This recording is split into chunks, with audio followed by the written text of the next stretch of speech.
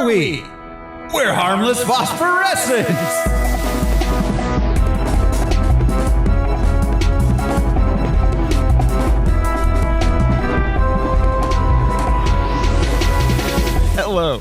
Hello everyone! This is Throw Smiley, and I am a scared little girl who answers to a man in a chair. Who's joining me this week? Hi, Professor. I'm Josh Cece. No, you aren't.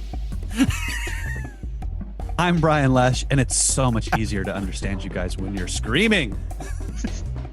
The spark that gave the life universe. I am Alaric Weber. And this is Harmless Phosphorescence. It's the podcast where we watch every theatrically released full-length live-action superhero movie ever made. We gather some research into the production and the source material, then we tell you all about it. This show is brought to you by our patrons. Patrons like executive producers Michael Beckwith and Atticus Burkett. You can be a patron too. Head to patreon.com/harmless entertainment. We got a lot of bonus content there. We got Star Wars stuff and music stuff. We do monthly movies. This month, we're doing Logan's Run. That's actually should be coming out within like the next week. That's going to be the original fun. Wolverine movie. Yes, that's right. The original one? It's an hour and a half of Hugh Jackman running. Just running. Jack Human. Oh, God. This week, though, on Harmless Phosphorescence, we are going to be watching Dark Phoenix. You think you can fix me? Jean, you are not broken. This is the end, beautiful friend. The mind is a fragile thing. It takes only the slightest tap to tip it in the wrong direction. This is the end. Charles, what did you do? I had to keep her stable. I protected her. From the truth?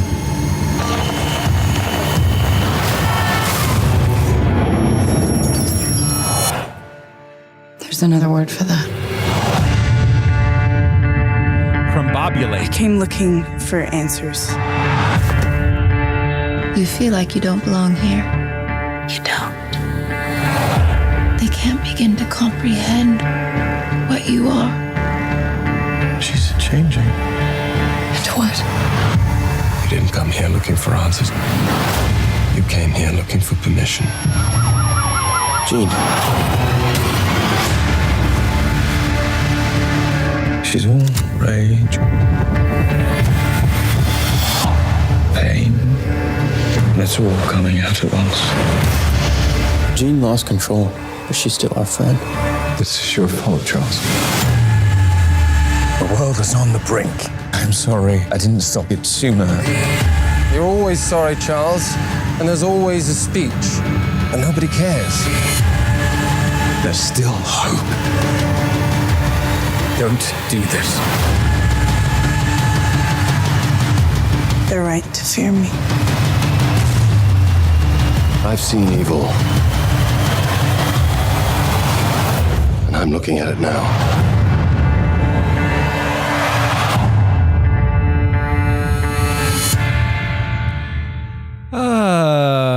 Dark. I feel like a lot of Phoenix. those Fassbender lines were not in Yeah.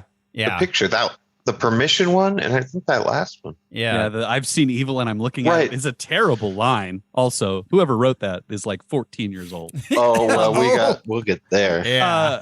Ride the snake? Why not shine on Crazy Diamond Right. or something that like makes sense? Why didn't we get the Instead part of of like, Mother, end? I want to.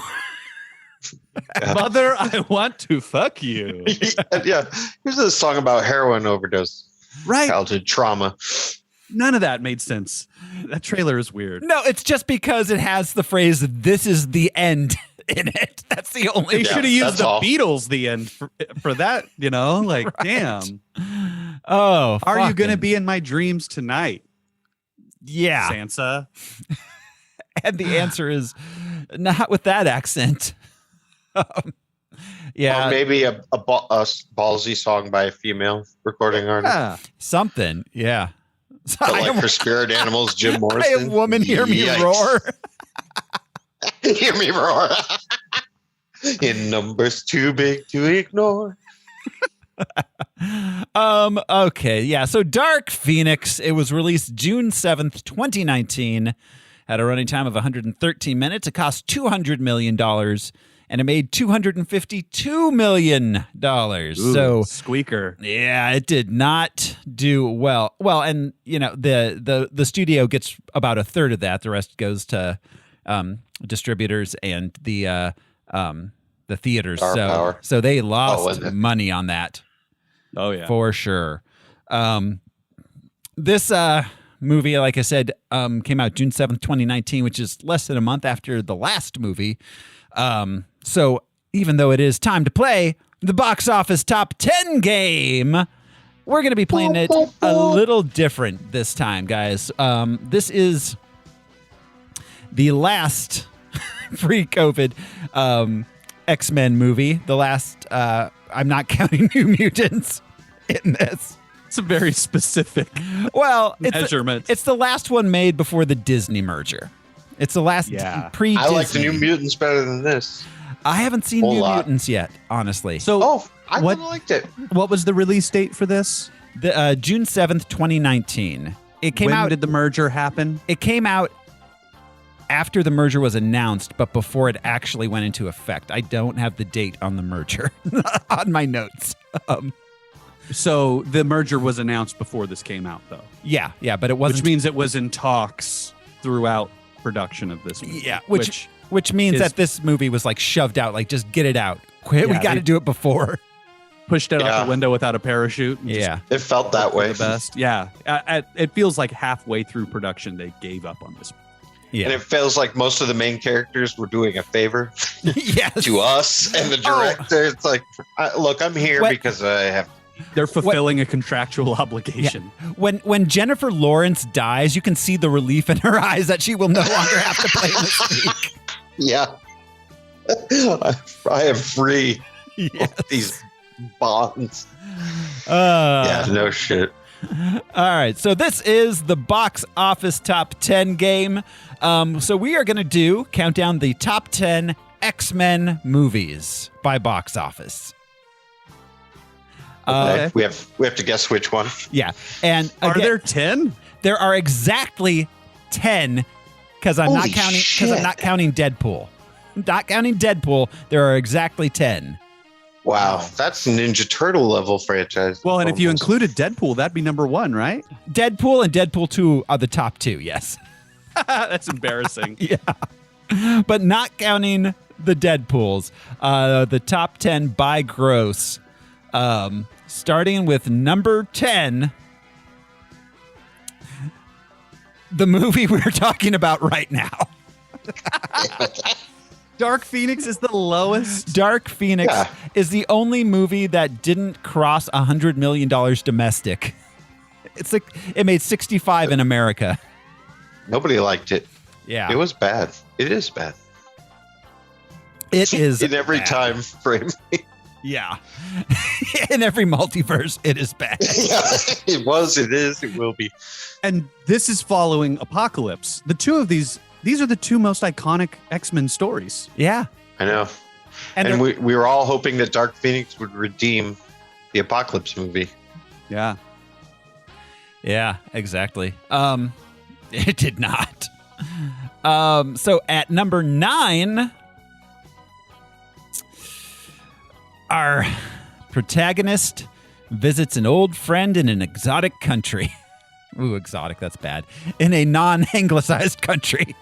The Wolverine. The Wolverine, yes, Al. Oh, nice. The Wolverine. Yeah. Like the wolf.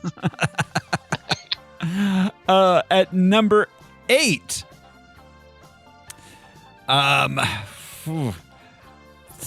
A guy puts together a team. And it's X-Men First Class? X-Men First Class, yes.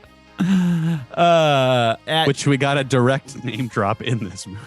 Yes. Yeah. We were the first class. What is this? Some sort of Dark Phoenix? Bob Dole don't need this. Oh, God, yeah. And we'll talk about the fact that this is set in fucking 1992. Okay, well, I think either we all have a big question or I'm just that dumb, which is a possibility. But yeah, the time, so everything was just changed after Days of Future Past. I would appear That's so. what we're supposed to accept. I was running under the butterfly ripple effect thing. Okay. Like, Because we have seen the introduction of Jean Grey as a child before. And that was very and different something than this. happened to McAvoy and Stewart to make them look so weird, fleshy. They just look so weird. Yeah, he looked like Daddy Warbucks. Yes, he did. But but also, the Charles and Eric of the other universe have got to be real pissed because something happened to them in this universe where at 62 years old they look like James McAvoy and that's not instead bad. of Michael Patrick Fassbender. Stewart and Ian McKellen. Oh, right. Yeah. So all right. Number, I don't know, what are we on here? We're at number 7. 7, yeah. It's the 80s. The go 80s. And an old Egyptian dude shows up. See? Okay, so it was the 80s. Yeah, it sure was. Apocalypse. Each one takes place in a different decade. Surprisingly small and short age of apocalypse. Yes. The surprisingly short apocalypse. I don't know. How tall is he? Yeah, he's like 5'10". There is question about whether the MCU is going to go with the fact that Namor was always known as the first mutant. Although Ms. Marvel, they've already, sort of said she's a mutant. But yeah, interesting. Did you? Oh, I don't know if I should discuss the non-published spoilers on air. Okay. Yeah. All right. Anyway, so number 6. A team gets a guy. Wolverine first, whatever it was called. No. Weekend at Chuck's. Instead of a guy putting together a team gets a guy. They're already a team. They find a guy. X-Men? The first X-Men, yeah. Oh. We got a guy. Everybody, come quick. The other movies did this much better than... Wow. Well, it's not adjusted for inflation. I think adjusted for inflation, the first X-Men would probably be a lot higher up. Oh, okay. That makes sense. Yeah. At number 5... They're brothers. They're happy and they're singing and they're mutants. Little Wayans. 90s Wayans shout out there. Well, this is the one with all the colons in it. Is this the Wolverine origin? You killed my dad. Yeah. I'm your brother. You're my dad. Yeah. World War I. X-Men Origins Wolverine. Bad CGI claws. Yeah, Bad here's a CGI Wolverine Deadpool. Metaphor for you. Yeah. Fuck that movie. And here's Liev Schreiber, totally wasted. Totally wasted. Playing phenomenal actor. Yeah, playing a character that was played by a completely different person in the previous film. A professional wrestler. Yeah. Number 4. I mean, it's, I don't know. The Magneto's back again. Tell a friend. Look who's back. X2? X2, yeah. This time I'm not turning people into puddles? Yeah. Oh, right. Yeah. Wait until the UN is all water people. Just wait. The water. It's Colligan. At number 3.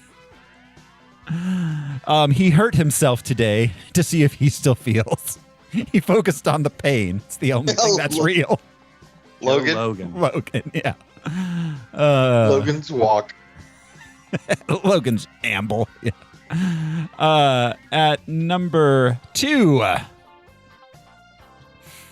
1.21 gigawatts. We're going back. Days of Future Past. Yes. Wait a minute. In 2022, the word gigawatt sounds almost racist. Doesn't it? I'm always stumbling upon words that are not, but I'm like, 2 G's. I'm going to stay away from that. And at number 1, the biggest grossing X-Men film. No. X3 is number 1? Yeah, unadjusted for inflation. Yeah. The domestic gross. Last Stand made what, 234 domestic. It was the biggest grossing X-Men film. This Other feels than like this one. Scooby-Doo when they pull the mask off and it's like a normal dude. Like, what?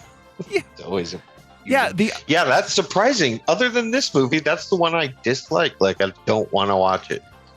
Yeah, it's and Apocalypse, and I'm hoping. Yeah. Apocalypse, I don't mind as much. But comparatively, I should say. Yeah. Yeah. Oh, that's a shocker. Origins. There's a lot of these are bad. Half of them are arguably But bad. don't forget how bad X-Men 3 was. Don't forget how Magneto made the Golden Gate Bridge move over a couple miles or a half. So that and he then could talk make about chess. He did it for 10 minutes. He 100% moved that bridge so he could make the Charles loved to build bridges. Yep, bridges. He's like, I'm Gotta doing a happen on bit, a bridge. guys. It's a bridge bit. It was either that commitment.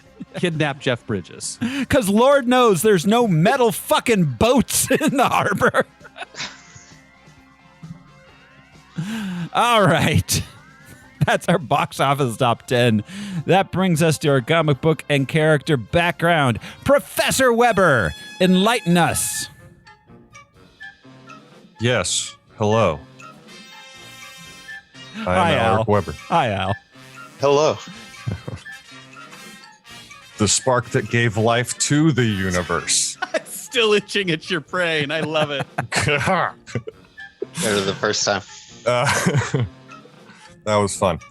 Okay. The Dark Phoenix Saga is a Marvel X-Men storyline brought to us by the creative team of Chris Claremont and John Byrne, published in the Uncanny X-Men numbers 129 through 138, January to October 1980.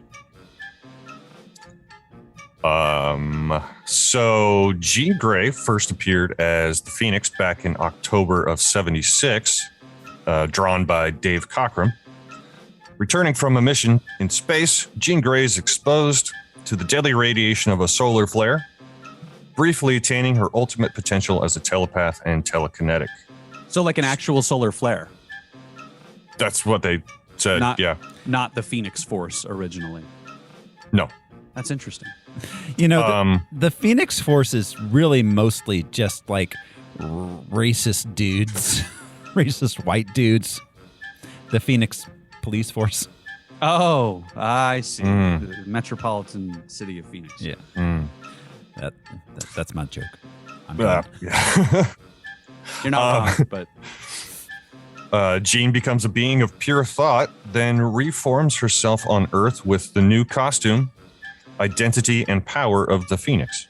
Pure thought. Where are you getting your? Who described it as pure thought? That's really interesting. Instead of a being of pure energy, was what I would expect.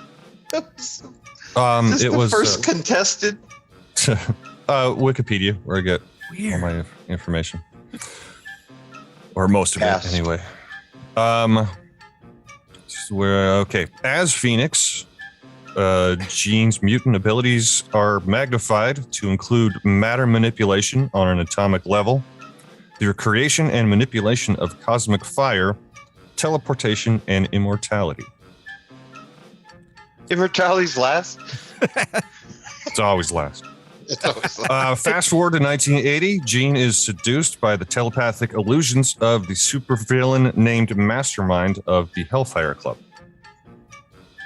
She eventually accepts the illusions, believing her actual identity to be that of the Black Queen, Lady Grey.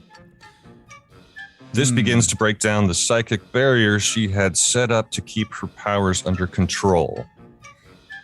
A psychic duel between Mastermind and Cyclops, of all people, results in breaking Mastermind's psychic hold on Jean and shatters the final barriers on her power. Did Scott just think of like baseball and sports cars? Like, what the fuck? Such a two-dimensional character.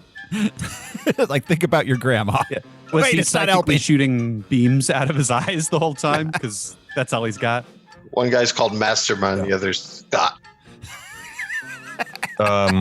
This overwhelms Jean, and she renames herself Dark Phoenix. It's all about the branding, really. Yeah. It really is, yeah. Dark Tempe.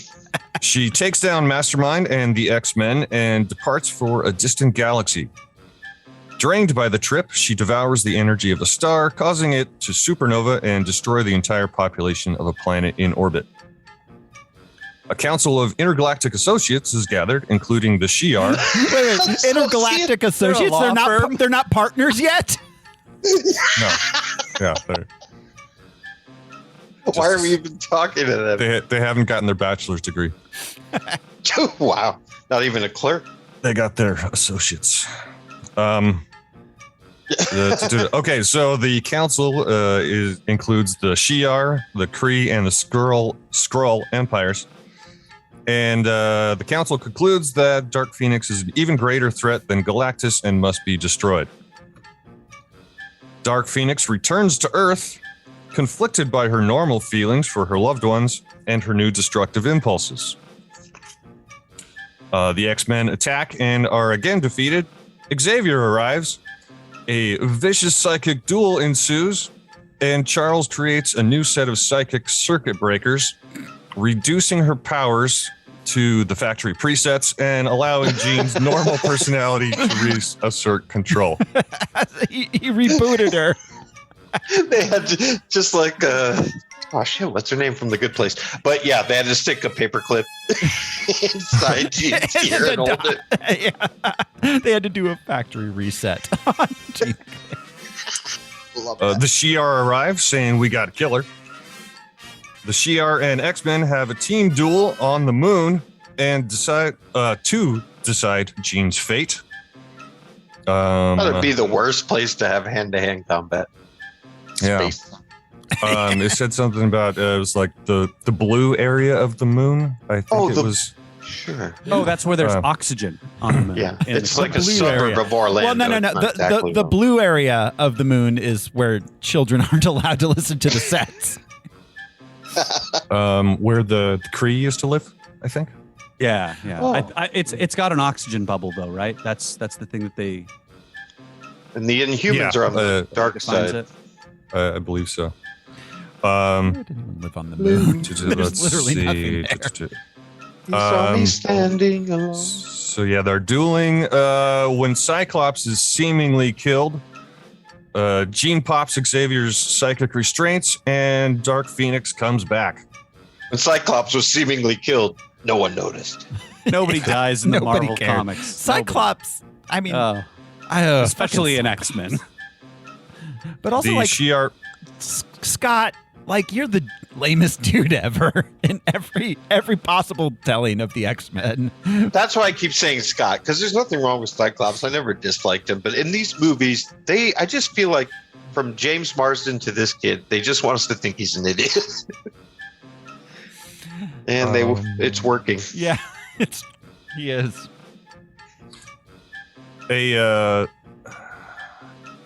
A clickbait popped up about Cyclops saying why Cyclops was the greatest X-Men, and I didn't bother reading it. It's like, as written by Scott. Or is Alex Summers his brother? So Dark Phoenix comes back. The Shi'ar begin to implement Plan Omega, which consists of destroying the entire solar system. Okay. In hopes to get rid of Dark Phoenix. Xavier orders the X-Men to subdue Dark Phoenix. They battle until Jean regains her senses, has an emotional goodbye with Scott, and kills herself with an ancient Kree weapon. All right. And the story ends with Uatu, the Watcher, saying something like she could have become a god, but she preferred to die human, or knew she had to die human. I should have written that down. I have one question for you, Al. Okay. Is the alien race in this movie? Did they exist outside of the movie? I'm getting there. Okay, pardon. Cool. Kills herself with an ancient Kree weapon. When the Jean Grey character is revived years later, it is established that the Cosmic Phoenix Force is a separate entity, so as to render Jean Grey guiltless of the crimes of Dark Phoenix. That's some real like. That's yeah, that's some privilege there. That's like right. She took an Alfred plea. Yeah. So that's where that came from. You mentioned the aliens in this movie. They were the Dabari. The Dabari race is best known in comics for being the people whose civilization and planet was destroyed by Dark Phoenix eating their star. Oh, okay. That would have been an interesting little tidbit. Yeah. Kinda. She kind of got that. She kind of mentioned it. Yeah. Did she? They followed the solar flare. Well, but it wasn't Dark Phoenix that did it. The solar flare Yeah, destroyed them, and The then Phoenix Dark Force. Phoenix got solar flared, and it's okay. Whatever. Still guys. mad about it being a solar flare. It's because it's not a solar flare. Yeah. Yeah. And you would have known that in 1992. Yeah. And they say that that doesn't look like a solar flare. But everybody continues to call it that throughout the whole movie. Beast doesn't. Yeah, we'll get there.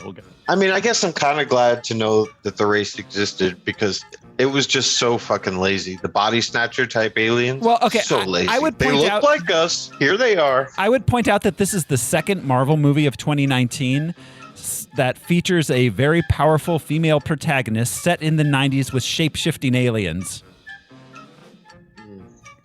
Damn. Yeah. What was the other one? Captain Marvel. Captain Marvel, yeah. Oh, right. Okay.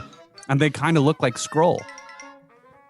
And like- if they're going to meld all of these universes chronologically, that's where she fits. Or movie, I mean. Yeah.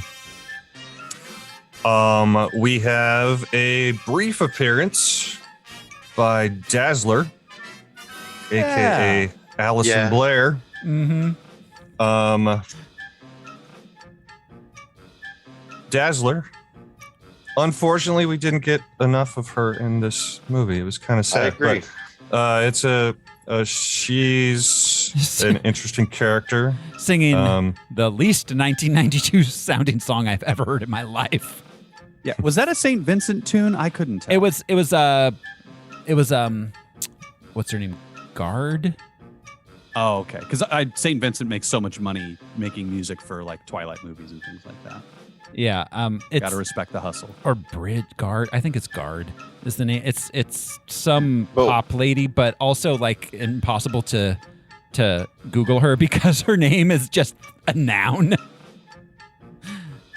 So Dazzler first appeared in the Uncanny X-Men number 130, the second issue in the Dark Phoenix saga in February of 1980. The character was not, however, created by Claremont and Byrne.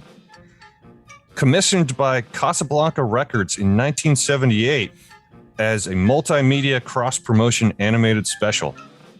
Sweet. Originally known as the Disco Queen, Marvel would develop a singing superhero and Casablanca would produce a singer. That's cool. It was like the I Archies. think so. It was supposed to be like the Archies. It was probably poorly implemented, but that's a cool idea. Vertical integration. This singer should have been singing ABBA. She should have been singing fucking Dancing Queen. It drove me insane in this movie specifically is set in 1992, and she's singing like an auto-tuned like fucking like it. Yeah. The most 2010s sounding pop song of all But- time. Her costume was accurate. She even had the blue, around her eyes. The It cool was eye makeup. Editor Jim Shooter wrote a treatment for what would become a live-action full-feature project. So they went away from the animated. Tom DeFalco was the lead writer, and John Romita Jr. designed her look. Romita wanted Dazzler to resemble Grace Jones, but the film studio Filmworks insisted on making design changes to have her resemble Bo Derek. Wow. Yeah, I mean, if I was an exec at Casablanca Records, I'd be like, can you make our job a little easier? Yeah. You know, like, how many Grace Jones do you think there are out there? Yeah, in the late There's 70s. one. I think there's one. Yeah. Well, especially, and in the late 70s, you're like... And like, Bo Derek's a good-looking woman, but like, Grace Jones is incredible and just so striking. Like, that would have made a great character design. Yeah, I would have. Instead of like, bland blonde lady who sings. She's got That's what I curls mean. in her hair. Like, For the cross promotion, that's a good way to go, though, you know? yeah. Because it's What late, are a dime a dozen? it's the late 70s, and, you know, Yeah. white people. Yeah. The film bummer. project was ultimately scrapped because FilmWorks refused to let Bo Derek's husband, John Derek, direct the movie. Good for them. I mean, I'm sure it would have been bad no matter who directed it. Yeah. It sounds like the kind of movie set where just like it's all cocaine all day. We're making a comic book record crossover. One of those movies that was executive produced by cocaine. There were a Yeah. lot in the Yeah. late 70s and early 80s. Written by two 10-year-olds in a hotel room. Yeah. It's Gremlins 2 all over again. So, for those who don't know, Dazzler has the mutant ability to convert sound waves into light and energy beams. There was another clickbait that I didn't click on, saying something about Good for you. 10 powers you didn't know Dazzler had. Power to charm. So, there might be more. Good at math. Yeah. Man, you got to send me all these clickbait articles, Al. I'll read them. I'm into that. That's Night vision. shit. The power to move you. Just email it to me with some very suspect link, please. Enjoys petting dogs. A lot of telemarketing. Time travel at normal speed in only one direction. Yeah. And that's all we have for this week. Okay. Thank you, Dazzling. Al, for that background. That brings us to the film itself. It was written and directed by Simon Kinberg. Simon Kinberg, who we have spoken of before, he wrote X-Men Last Stand. This is the second Dark Phoenix movie this motherfucker wrote. He wrote Jumper. He wrote X-Men, he was a producer on X-Men First Class. I'm sorry. He wrote X-Men Days of Future Past. He wrote the Fantastic Fant Four Stick. Wow. Yeah. He wrote X-Men Apocalypse. And he wrote and directed this thing. So Days of Future Past is the only, like, arguably really good one out of all of those, right? I'd say really good, yes. Yeah. Yeah. Yeah. A real bipolar writer there. Yeah, he's swung and a miss on everything else. Yeah, absolutely. He's Simon Kinberg. Well, and all of those are not bold except for Days of Future Past. Everything else is like a safe way to take these really interesting stories. Well, right. And Bryan Singer also has a writing credit on Days of Future Past, and he directed it. So, yeah. Whatever you say of that dude, he's probably a better filmmaker than Simon Kinberg. Yeah. Oh, yeah. Yes. Our cast is the only new addition to our cast that we haven't seen before. Everyone else is back from Apocalypse or one of the earlier movies. Is Jessica Chastain as Vuk. As Tilda Swinton as a vampire. Wait, her alien name was Vuk? Vuk. Or maybe Vuk. Vuk. Because her human her meat puppet was Margaret. Yeah. The yuppie lady that she took over. Yeah, seriously. That Better Homes and Gardens dinner party. Oh, Jesus Christ. Yeah, and Andrea pointed out that none of their attire was decade specific either. Nothing. Like, that was a very fashion forward dress that she was wearing. And the architecture felt very modern. Everything, like all the other movies, like made nods towards the decades they were in, if not like they tried. Or like this one, a car from the specific era. Like nothing something. Nothing in this felt 1992. Nothing. Jessica Chastain. This is our first time with her on this show, isn't it? Yeah, we have not had her previously. Really? Yeah, I don't believe so. What a waste. Yeah. That's a bummer. Absolutely. Let's see. So Jessica Chastain, she started out Not Bryce Dallas. She started out not Bryce being Dallas. not Bryce Dallas Howard. Yeah, I hope they are exactly. friends in real life, man, because I've heard both And they of them play the talk mirror about game? that. Yeah. Like, no, I wasn't in that movie. That's actually Bryce Dallas Howard. No, that's not. Oh, that's what Andrew said. They are the Dermot Mulroney, Dylan McDermott of women. Yes. That's what she said. Yeah. Okay. So her first film role was a movie called Jolene in 2008. She did, in fact, steal Dolly Parton's man. She's the redhead. She is. Yeah, she has a lot. Oh, Tree of Life. That's probably the first thing I saw her in. Tree of Life. Malik's Tree of Life. Interstellar, dude. Interstellar. She's incredible in that movie. Oh, we did talk about her. She was in The Martian, but that was on that was on Patreon only. We haven't taled about her in Harmless Phosphorescence. Forgot we talked about The Martian. Yeah. It's been a long time. It's been a while. She's in It with James McAvoy. Yeah. Professor X. Yeah. That's right. Yeah. She's in a few Stephen King things. She was in Molly's Game. I guess two. She has a good frightened face. Yeah, she Yeah. does. She plays stressed really well. Yeah. Right. It's not weepy or sobby. It's a lot of it's in that expression. Yeah. She was good in The Eyes of Tammy Faye. I didn't think that movie was especially great all around, but her and Peter Parker, what's his Andrew face? Garfield. Andrew Garfield were both really good in it. They were both really good. Yeah. Yeah. But she's our only real new lead in this. Everyone else we've seen before. When he was writing this, Simon Kinberg did originally make the alien Skrulls. But apparently he was told don't do that because Disney. Or Rose by any other name. Yeah. But it's the same powers and all that shit. Yeah. I mean, they look like scrolls, but like plant scrolls. Yeah. Yeah. I don't think it's like the, Groot. What are they almost. called? The what I can't remember what they're called. Dabari. Dabari. The Dabari, like Dabari, other than the name and the fact their home was destroyed, they bear no resemblance to the Dabari of the comics. Like they're Skrulls, except they're Dabari. Yeah, it was like a quick fix instead of There's some Dabari phobia going on. rewrite. Yeah. So I don't know. There's not much else to talk about this movie. It has 22% on Rotten Tomatoes, which That's very gracious. yes, Also. absolutely. Yeah. One review said everyone showed up. They put the characters in the frame. Yeah. We were able to make it.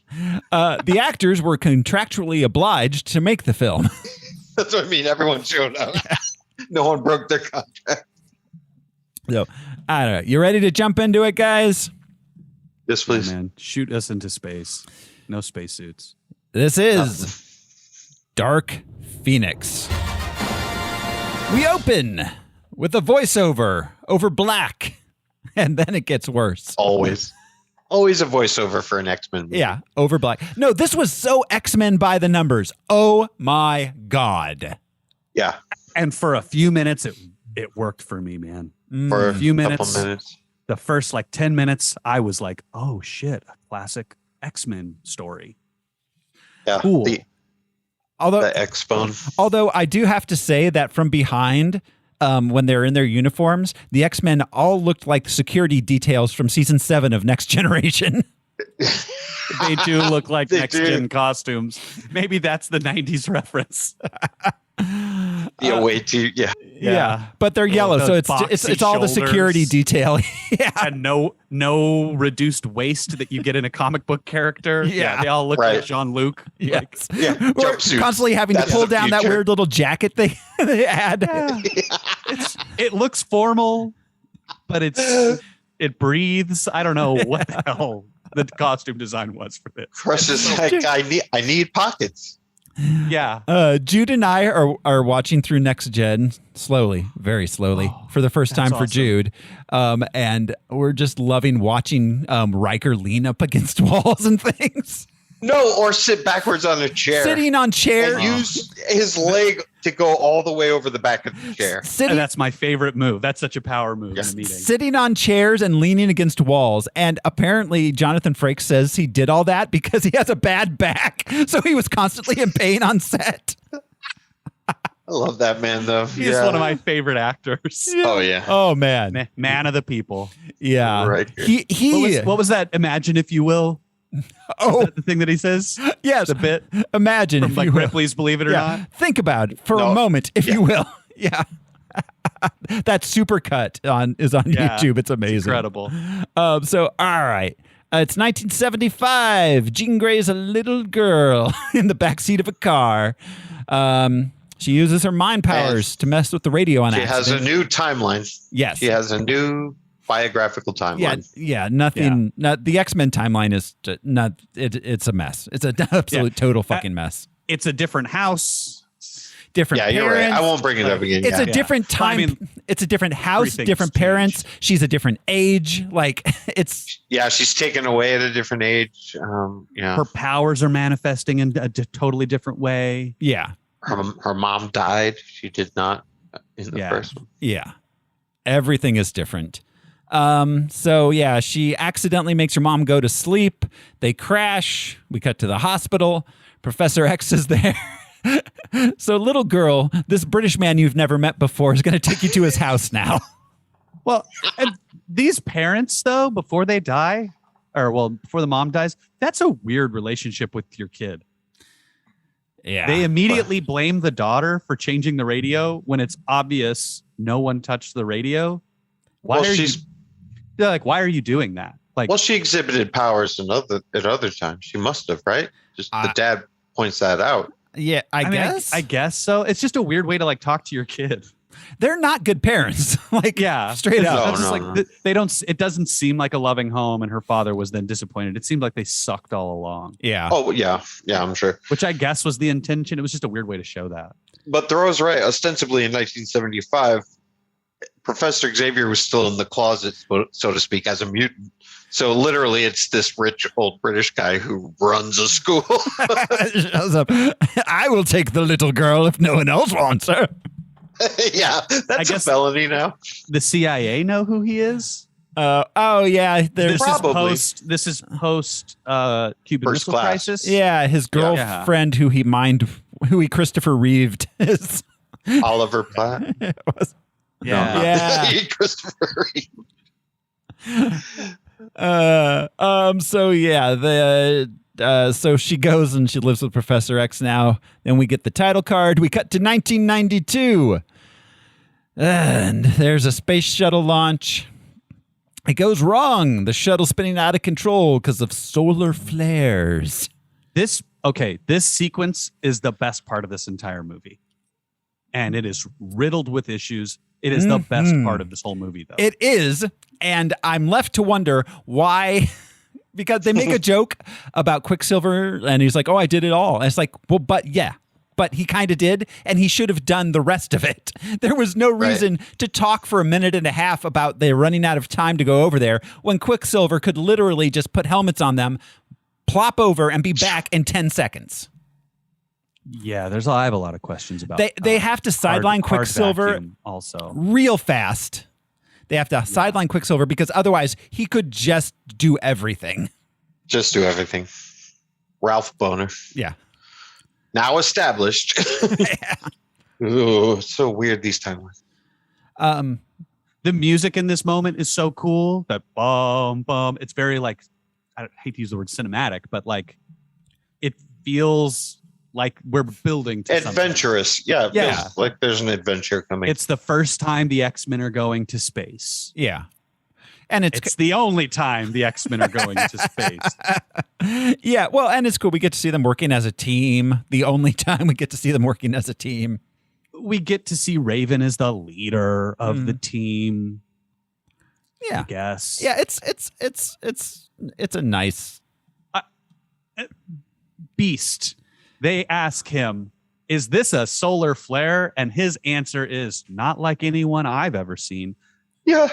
Dog, the sun's in the other direction. right. Obviously, this isn't a solar flare. Yeah, it's clearly This not. came from somewhere else in space that is not the sun. And we're going to base consensus reality on things you've seen before or not. Right. Right. Well, yeah. Is that a solar flare? Well, I've never seen one. He is a science genius. But also he's bad science in this because later on when he's like, you're literally off the charts. The machine can't measure it. Well, what does that mean? Well, we've got to build a better machine. It's like, that means He's like, other all right, stuff too. You're good.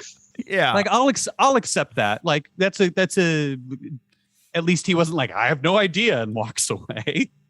But Well, in this, but they like pivot immediately. But like it appears to be matter would have been a better, like it appears to be solid. Or sentient on And its own. energy. It's acting in a way. Like instead of like, I don't know. I haven't seen it before. Dim some crazy lights. He's like, all right, you're good. Take a prize out of the prize bucket. Yeah. We'll see you in a month. I would have loved to have him say, like, maybe we should take a sample of it home. And them all go, no, you idiot. Or something. It just was frustrating to me. You idiot. Yeah, the mad scientist part of him. Yeah, so in space, Quicksilver and Nightcrawler rescue everybody except the captain. So instead of no spacesuits. No spacesuits. Yeah. The ship is hard vacuum because the hull has been penetrated. But they have Storm seal it before they go over. Remember, she ices over the seals. So Still it's hard fine. vacuum It's because fine. there's no atmosphere inside the ship. Yeah. They did not repressurize it. They just sealed it back to vacuum. Whoever wrote this sequence of events ignored this is like Star Wars space logic. Oh God, yeah. Yeah. Which I'll accept in Star Wars because it's very far away in a galaxy. Well, yeah, because anything that doesn't make sense, you're just like, it's some sort of technology they haven't told us about. It doesn't matter. Well, Brian just said it. George Lucas was genius in saying it was a long time ago and it was in a galaxy far, far away. Yeah. So don't bother comparing it to anything in our galaxy. Yeah. This is the space shuttle. Yeah. In lower Earth orbit. Yeah. Actually, and not in lower the Earth American orbit. It was really president. high. Yeah. They were with really the high in phone. space. Wherever they were. That is not where the space shuttle traveled to. Yeah. Anyways, I'm sorry, Neil deGrasse Tyson rant over. Okay. So Made me so mad. Quicksilver and Nightcrawler rescue everybody in about 20 seconds. So when they find out the captain's there, instead of just sending them back with helmets on, they spend a minute and a half talking about what to do and then say Jean Grey has 30 seconds to go over because she has to hold the ship together. They put a helmet on what's his face, and then Jean Grey just goes Has no without helmet. a suit. Yeah, what the fuck? Like why I'll do you allow do the helmet? no gloves thing? Like, sure, you're gonna get frostbite. But also, like- if you're going to put a helmet on one, why isn't everybody getting a helmet? That's what the problem was with when they first went over is the astronauts still had their like helmets and pressurized suits and shit. So if they weren't wearing them, it wouldn't be noticeable that the X-Men weren't wearing them. This all was just so sloppy and lazy. Like, oh, Floppy, yep. Lord. Yeah, so she gets hit by the solar flare. She survives. She seems fine. Back on Earth, the X-Men are hailed as heroes. Kids are painting themselves blue. That way it covers half of the team. Who's your favorite? Blue. Do you like blue or not blue? Yeah. Those are the shades. We got Cookie Monster, Grover. It's Blue's Clues. White people or blue people? You choose. You choose. Oh, and Storm. Oh, that's right. Storm is on the team now. That's true. That weird accent, which we will get to. Yeah, weird accent. So Mystique thinks Charles more interested in glory and his new best friend, the president, than the safety of the X-Men. Beast checks Jean out. Machine says she has super extra powers now. Her and Cyclops. By the way, it seems like the women are always saving the day. They should call it the X-Women. That's right. She's got zingers, man. It's right, though. It's true. It's a Yeah, but there's no profound ring statement. to that. So like Yeah. ex broads, ex chicks. Excellent. Is that why in comics they created X Factor to take out degender the name? I mean, that's the joke with X Force And for singing competition. Yeah. Okay. Yeah. Should be Professor Oh, Xavier's lovely ladies of X. Oh my god. That's more likely than Milf X Island. Women, I think, as a team title. Miss Exiverse. So Exoverse. That's the X Women beauty pageant. Oh god. Right. Miss Universe. but Mystique wins because she can just look like anybody. Who's the prettiest? All right, good. So Jean and Cyclops make out for a little bit. And she is hot and bothered. Yeah, she is. She is ready to in the roll. mood. That's how they describe how she is feeling. In that, I described it as amped and frisky. Yeah, like I can't keep I my called it hands to myself. I called her the After Dark Phoenix. The Cinemax version. It's the red letter X-Men. Emmanuel in This is like a really brief moment of her being frisky, and then she doesn't. She keeps her hands to herself the rest of the time at the party. Right. She's like, "I just want a drink." She's like, "Come here, Scott, you tall drink of white bread blandness." You tall drink of vinegar. He is whole milk and white bread blended up into a glass. Blended up into a Ray Charles.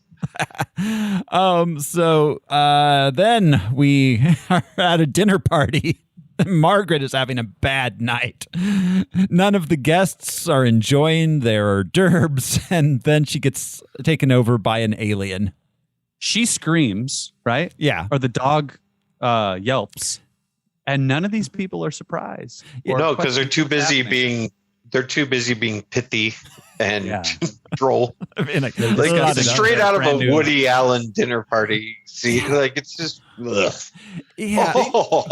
They should have been the New talking about- Yorker. Yes, the New Yorker. I just bought a CD player for my home stereo system. Yeah, or they should have said, like, I got laser discs. Blah, blah, blah, blah, Damn. blah, blah, blah. The office just got a 1992. fax machine. MC Hammer, grunge, Bill Clinton. Please, Hammer.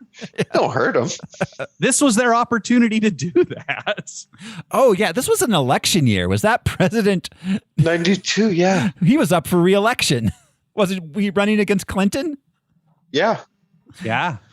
And he lost the second term. Or is he the Democrat H- in H this dubs. universe? Is it going to be running against, I don't know, who would have run in 92 if it wasn't G-Dubs Sr.? Dolman Yeah, earlier. Gep. And he did. Yeah. Oh, Gephardt was pretty big. Yeah. I think Dole. Did Dole Yeah. run in 92? I think. No. I don't think Run so. Against, yeah. Oh, W. Steve Forbes. I don't know. Do you Pat remember? Robertson Oh. in a terrible alternate timeline. Yeah. Do you remember the when Steve Forbes hosted SNL with musical guest Rage Against the Machine? Yep. Yeah, man. Whoever Whoever right made at that. him. Whoever made that phone call made the right decision. Yeah. I did guess who. It was You Lorne. think Lorne? It's Lorne always chose Lorne. to do that. Like fuck you, NBC. Sometimes. Yeah. I mean, it's either Lauren or Marcy Klein. Well, She's his right hand. So Well, it's one of the two. Because here's the thing. Because I imagine because Lorne Michaels is famously, a very liberal, like not Hollywood, New York, but a very liberal entertainment kind of dude. So I have to imagine NBC was like, no, Steve Forbes is hosting. He has to. So I imagine Lorne was like, well, all right, then we're gonna fucking get Rage Against the Machine.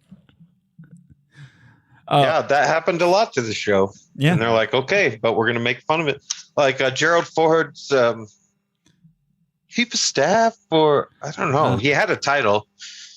He was a host. You know what I mean? Just like a cabinet member for Gerald Ford. Wow. But like Ed Koch. Janet Napolitano, she hosted, right?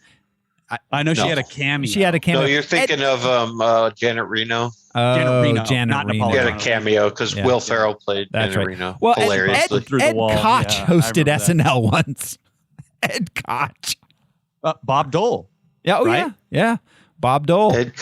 That's right, Bob. Donald Trump. Yeah. Wow, he's a TV personality. That makes more sense. But yeah. But do you remember Norm Macdonald's Bob Dole on The Real World? Yeah. Bob Dole. Yes, on The Real World.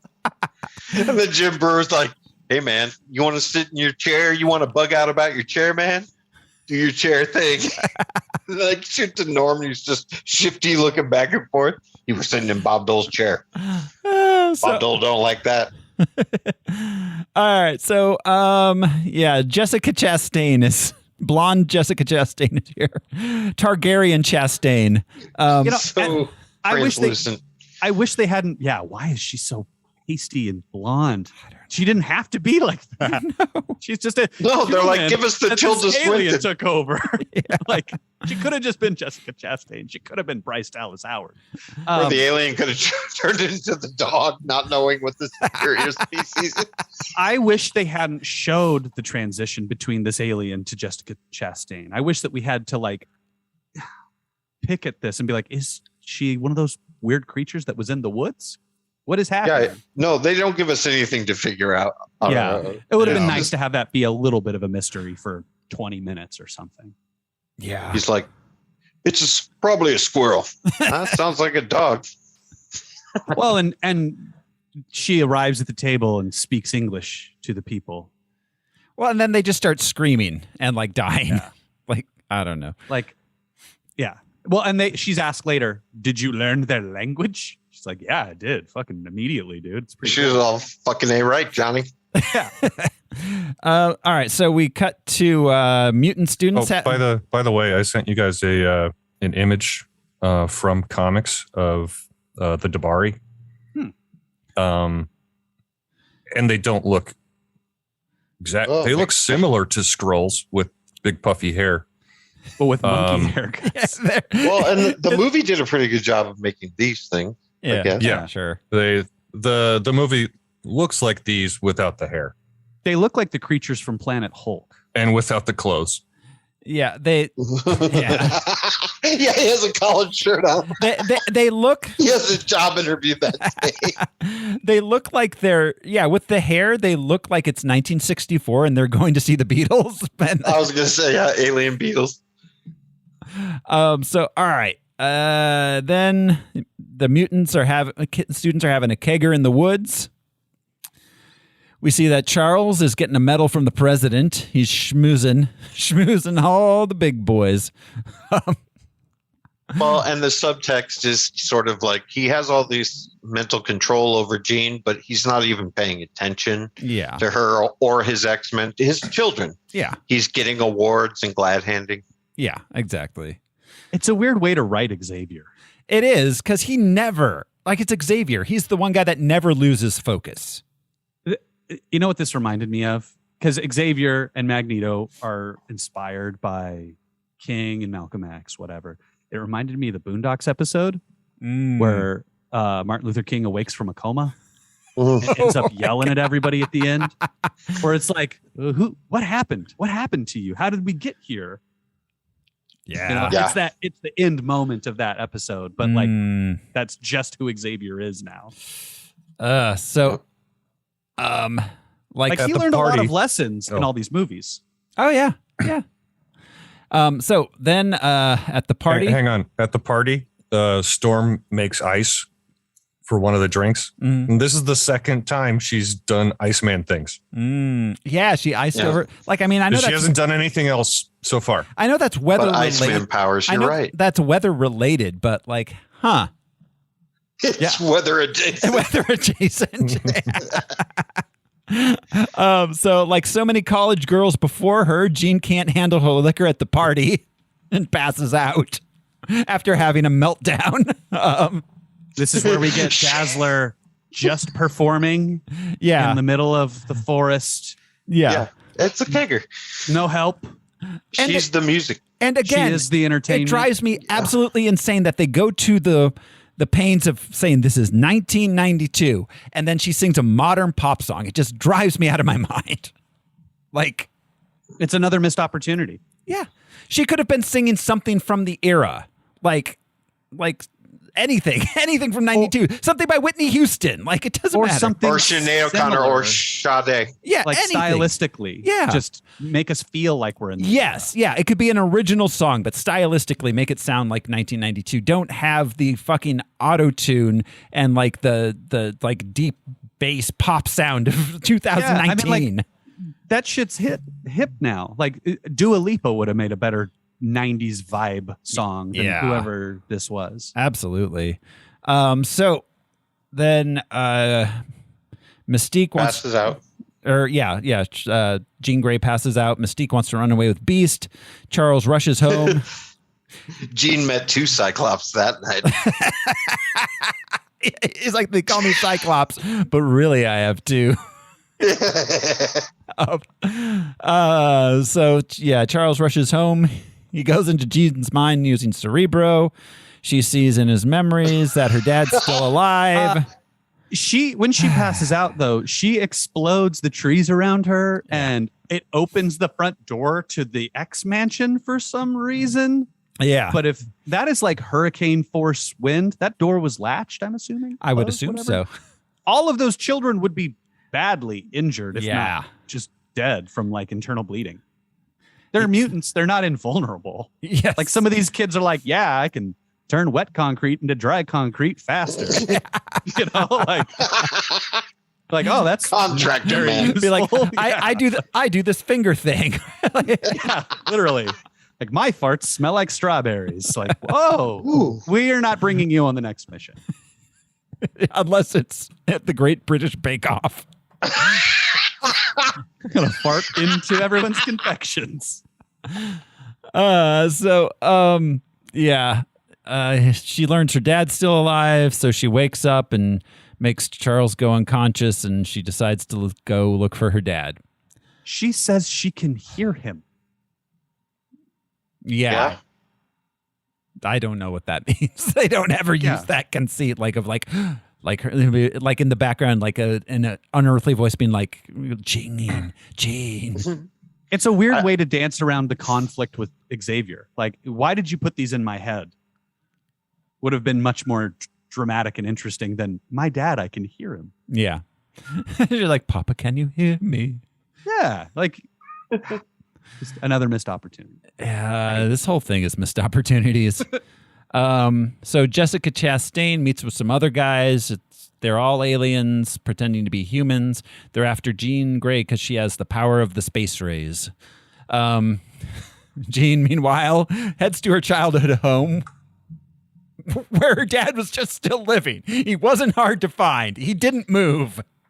Yeah, that's fucked up. I mean, that's gaslighting to a level that it's like, and taking away the memory of the accident and death. Like, you don't get to do that. I get to remember my parents dying. You don't get to fucking take that. Yeah, that's fucked up. Yeah, fucked up. But also, and she didn't have the Phoenix Force, so she wasn't inherently dangerous, I guess. Right. Well, Like she on just a didn't have cosmic control of her powers, which is what the Xavier School is supposed to be. But nobody's really ever touched on that. It's just like, oh, the society wants to kill him, so come here. Where it was really a place to control your. I guess they did that once with Cyclops in the one movie. Yeah, but mostly it's just they're ready. They're not ready. Yeah, are they ready? They're ready. I mean, like my egos are ready. Well, and they're all in this quantum state between being children and adults. Yeah. You know? Well, like, yeah. No, they're kids. They can't fight. No, they're X-Men. It's like, oh, now they're adults, I guess. Yeah.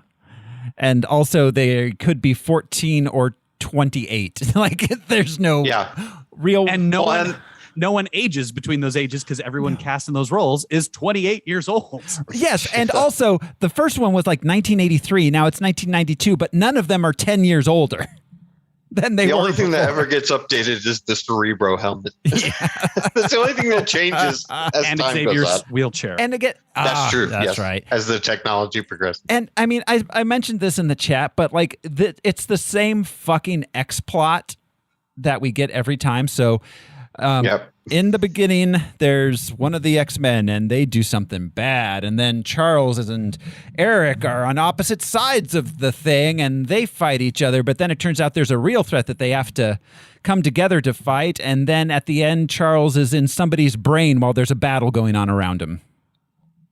It's like the fifth and then one it's like that. Some of the parts, situation. And over our head every time. Yep. If we work together as a team, we are our family.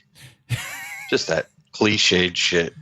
You know what I mean? And seriously, this is the 5th or 6th movie where Charles is in somebody's brain at the end during the big battle.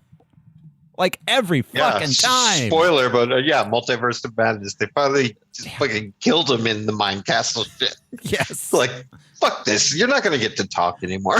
Yes. It was a great choice. I bet you. Absolutely. I bet you that Patrick Stewart was like, "Thank you. I've been thinking this for many movies." Yeah. But it's just like this, Charles. You know what I mean? Like, I'll get to this traumatic place that she's repressed, and I'll approach it, and I'll talk to her like a little girl. If only we had this kind of therapy prior.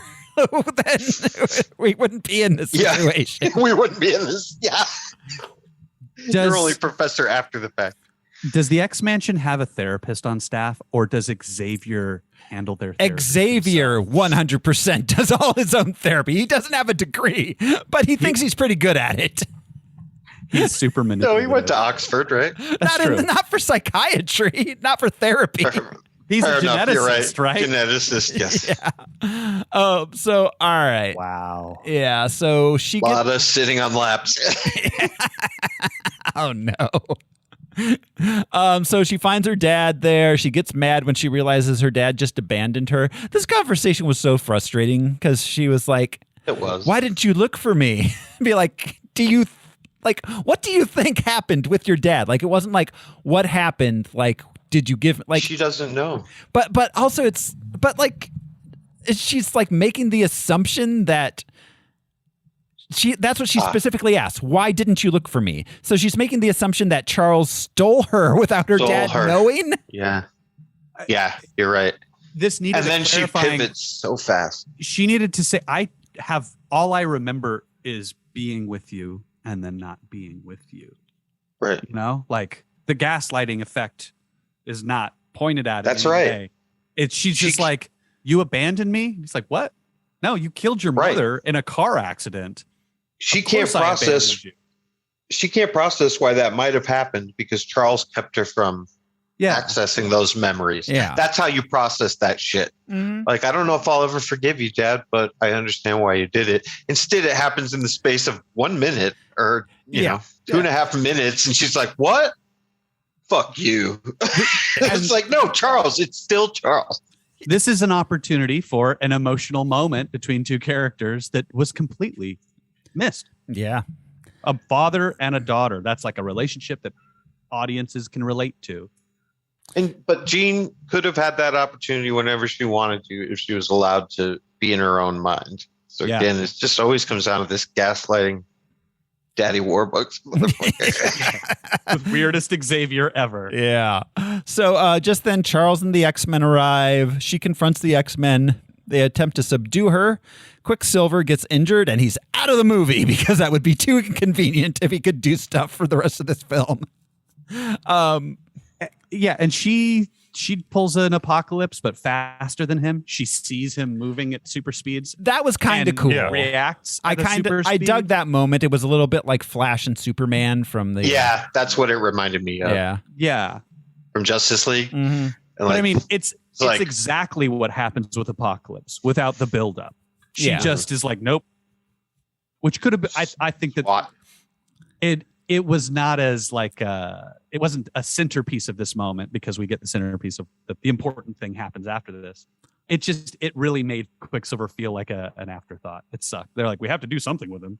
Yeah, well, but it was also the scene where they had the mandated team lineup team shot. Gotta have that somewhere. Yeah. So let's have it in this weird, west side of Chicago kind of neighborhood or Pittsburgh. Yeah. They're just walking down a vacant lot. It's like, wow, no impact there. That neighborhood was in part industrial, part rural. That's why I was thinking, Rust Belt or Really Midwest. weird. It's Pittsburgh or something. Yeah. But So like in the original X-Men movie, X-Men 3, where we see her childhood home, it's like She's in a cul-de-sac. idyllic suburbia. Yeah. Yeah. Exactly. So this is the darkest timeline, obviously. Economic hardship. Yeah. Oh, yeah. Her parents They did had so to much move. worse in this. And this was her childhood home. He didn't move there after the No, accident. right. Yeah. So maybe the neighborhood was better then, but yeah, he gave up, obviously. Yeah. So then Mystique dies. Wait.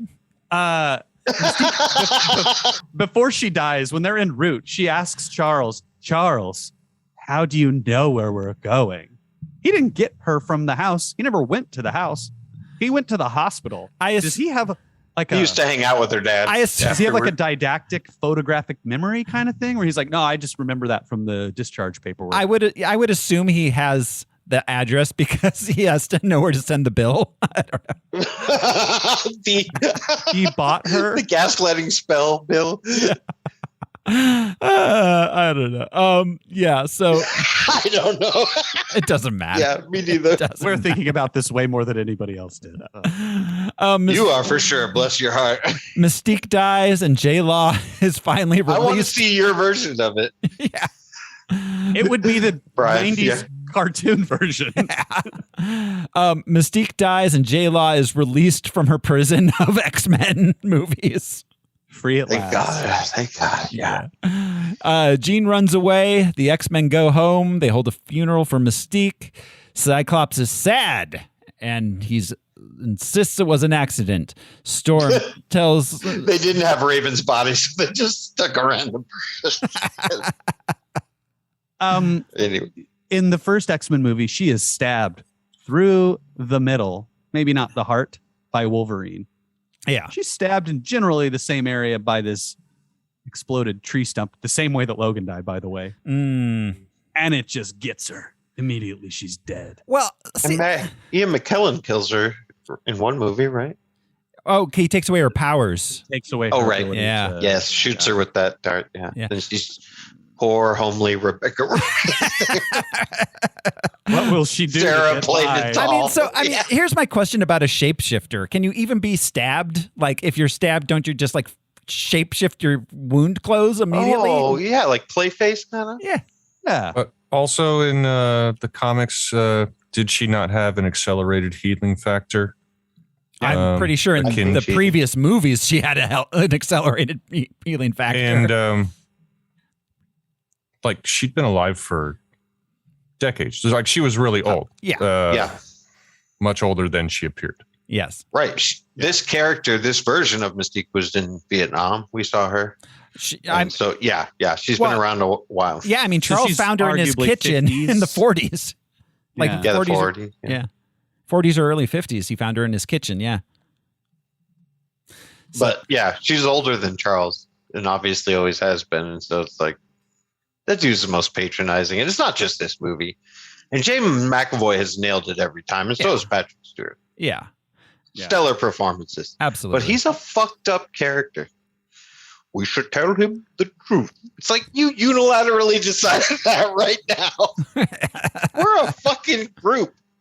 So Beast is also sad because he was banging J-Law and now he can't do that anymore. Okay. He is Beast, Smoke. and then he is what's his face? Hank. And then he is then he's Hank, and he's Beast, and he's Hank, and he's Beast. He is changing his appearance regularly. Yeah. Yeah. It's Back- He's just a learned weird- how to do it. And then it's at a the weird end, he's. choice. Yeah. He just I wish beasts it was out. Kelsey Grammer. For real. I would have. Be like, I would have loved to have him J-Law. back in this role. That would have been incredible. Nicholas Hoult is good, but yeah, Yeah. that would have been so fun. So Frasier. Because he's in his 50s now, right? Or maybe late 40s, Beast, early 40s. Beast is definitely 40s or 50s, but he's still 28. He was young in the 60s. Yeah, exactly. That none of them age, but they aged in the other universe. Yeah, their timelines are fucked. So then Jean is sitting in an alley in the rain, just crying. This had to have been like a reshoot thing where they're like, no, we need to put you somewhere in between two places. We're going to put you in a tiny alleyway and make it rain on you so you can weep like you're in like a Melissa Etheridge video. Like, yeah, that's a good way to put it, though. They needed a spot in between. Yeah. That has no significance whatsoever. Nothing. Just random alley. She weeps in a rainy alley. Yeah, and I wish it would rain. Yeah, she hasn't cried because a phoenix doesn't cry. Like, they could have had her do something. She could have been like manipulating the wall in front of her to like be a family or something. Nope, just crying in the rain, processing her feelings. Yeah, just raining, crying. Crazy lady, and because he becoming bad lady. See, it's symbolic because rain is like God crying. Yeah, see, and it hits your face, it covers the tears. Yeah, it washes you clean. Yeah, and then she doesn't have to actually cry like a phoenix. She doesn't have to cry on cue because it's raining, so we can't see it. She's working through the stages of grief, which are crazy, sad, and then bad, and then good. Crazy, sad, bad, and good. One night only. The Hartford Civic Center. It's science. Yeah. Look it up. Andy's interpretation of Endgame has stuck with me since she mentioned it. And it gave me new reflection on that movie. But thinking of that while watching this movie, I was immediately like, oh, Jean's character development is sad, bad. Yeah, thinking of Endgame when watching this movie is just going to make you hate this movie even more. The female, no matter how powerful, has to cry. She's her name is the name of the movie, and her arc is crazy, sad, bad, good. Yep. Sounds like an album from 1990. Right, it's a crazy, cool, sexy harmony. Sugar, sex, magic, rage, crazy, sloth, pride. It is so one-dimensional. It drives me crazy. And then sad, and then bad, and then eventually I'll be good. So we'll watch. The aliens show up at her dad's house, and they're mean aliens.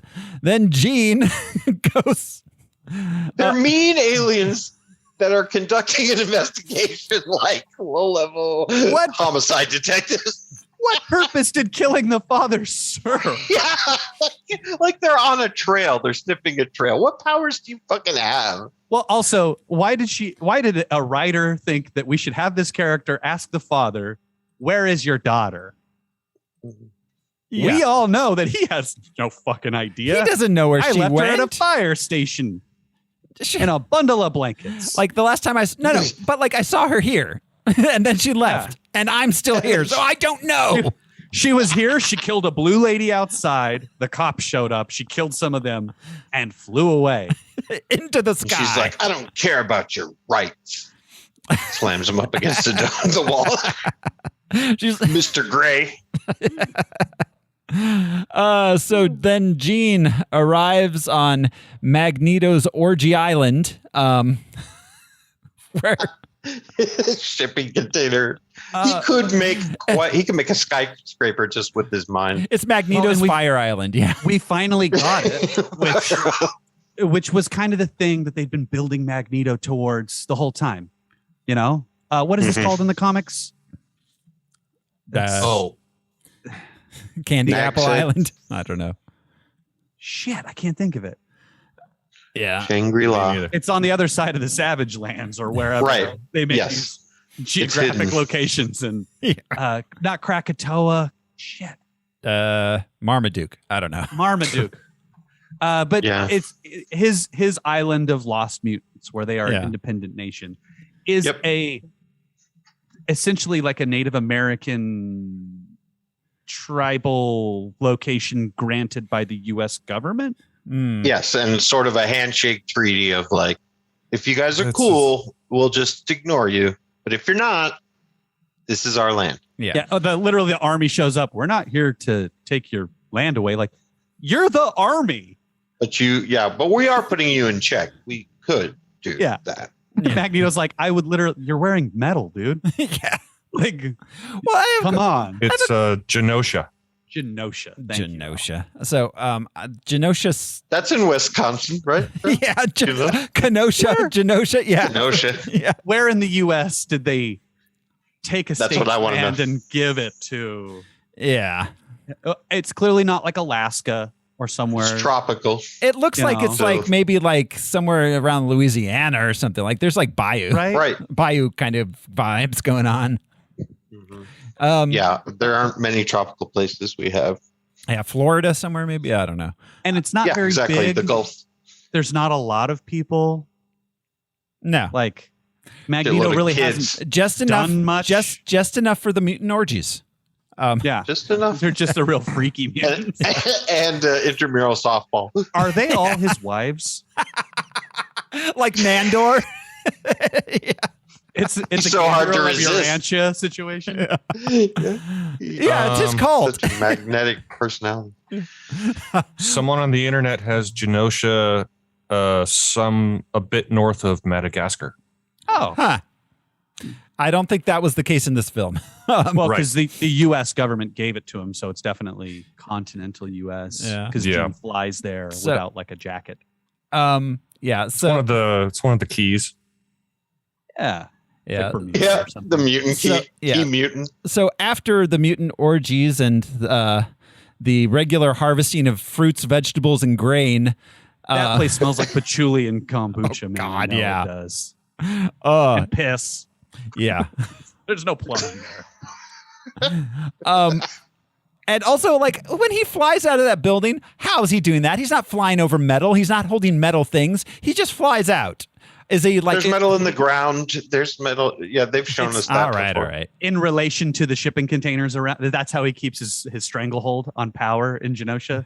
Just But like we were talking about You the live San in metal. Francisco Bay. I think he could hover over rocks because again, there's Metal metal, and and rocks. Yeah, magnetism all right. all over Fair the enough. place. It's the iron in his blood, I guess. But he's powerful enough to soak it up from really wherever the source is.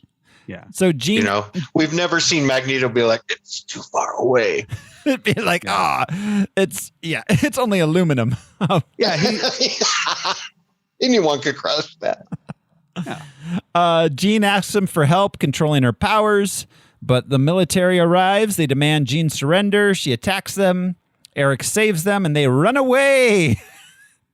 And he gets mad at Jean and makes her leave.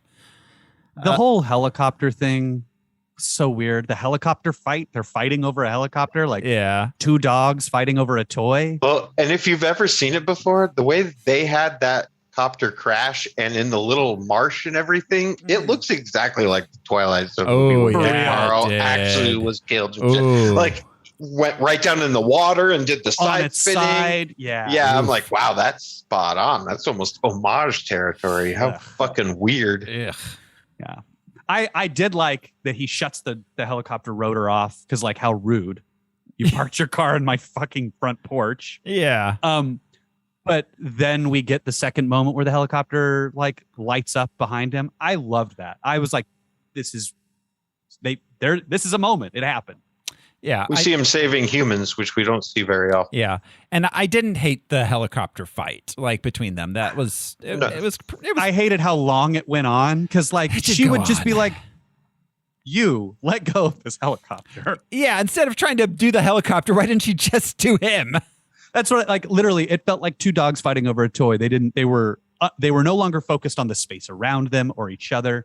It was only helicopter. They were both singularly focused. There's nothing but helicopter. There are a few times in this movie when Magneto says what we're all thinking.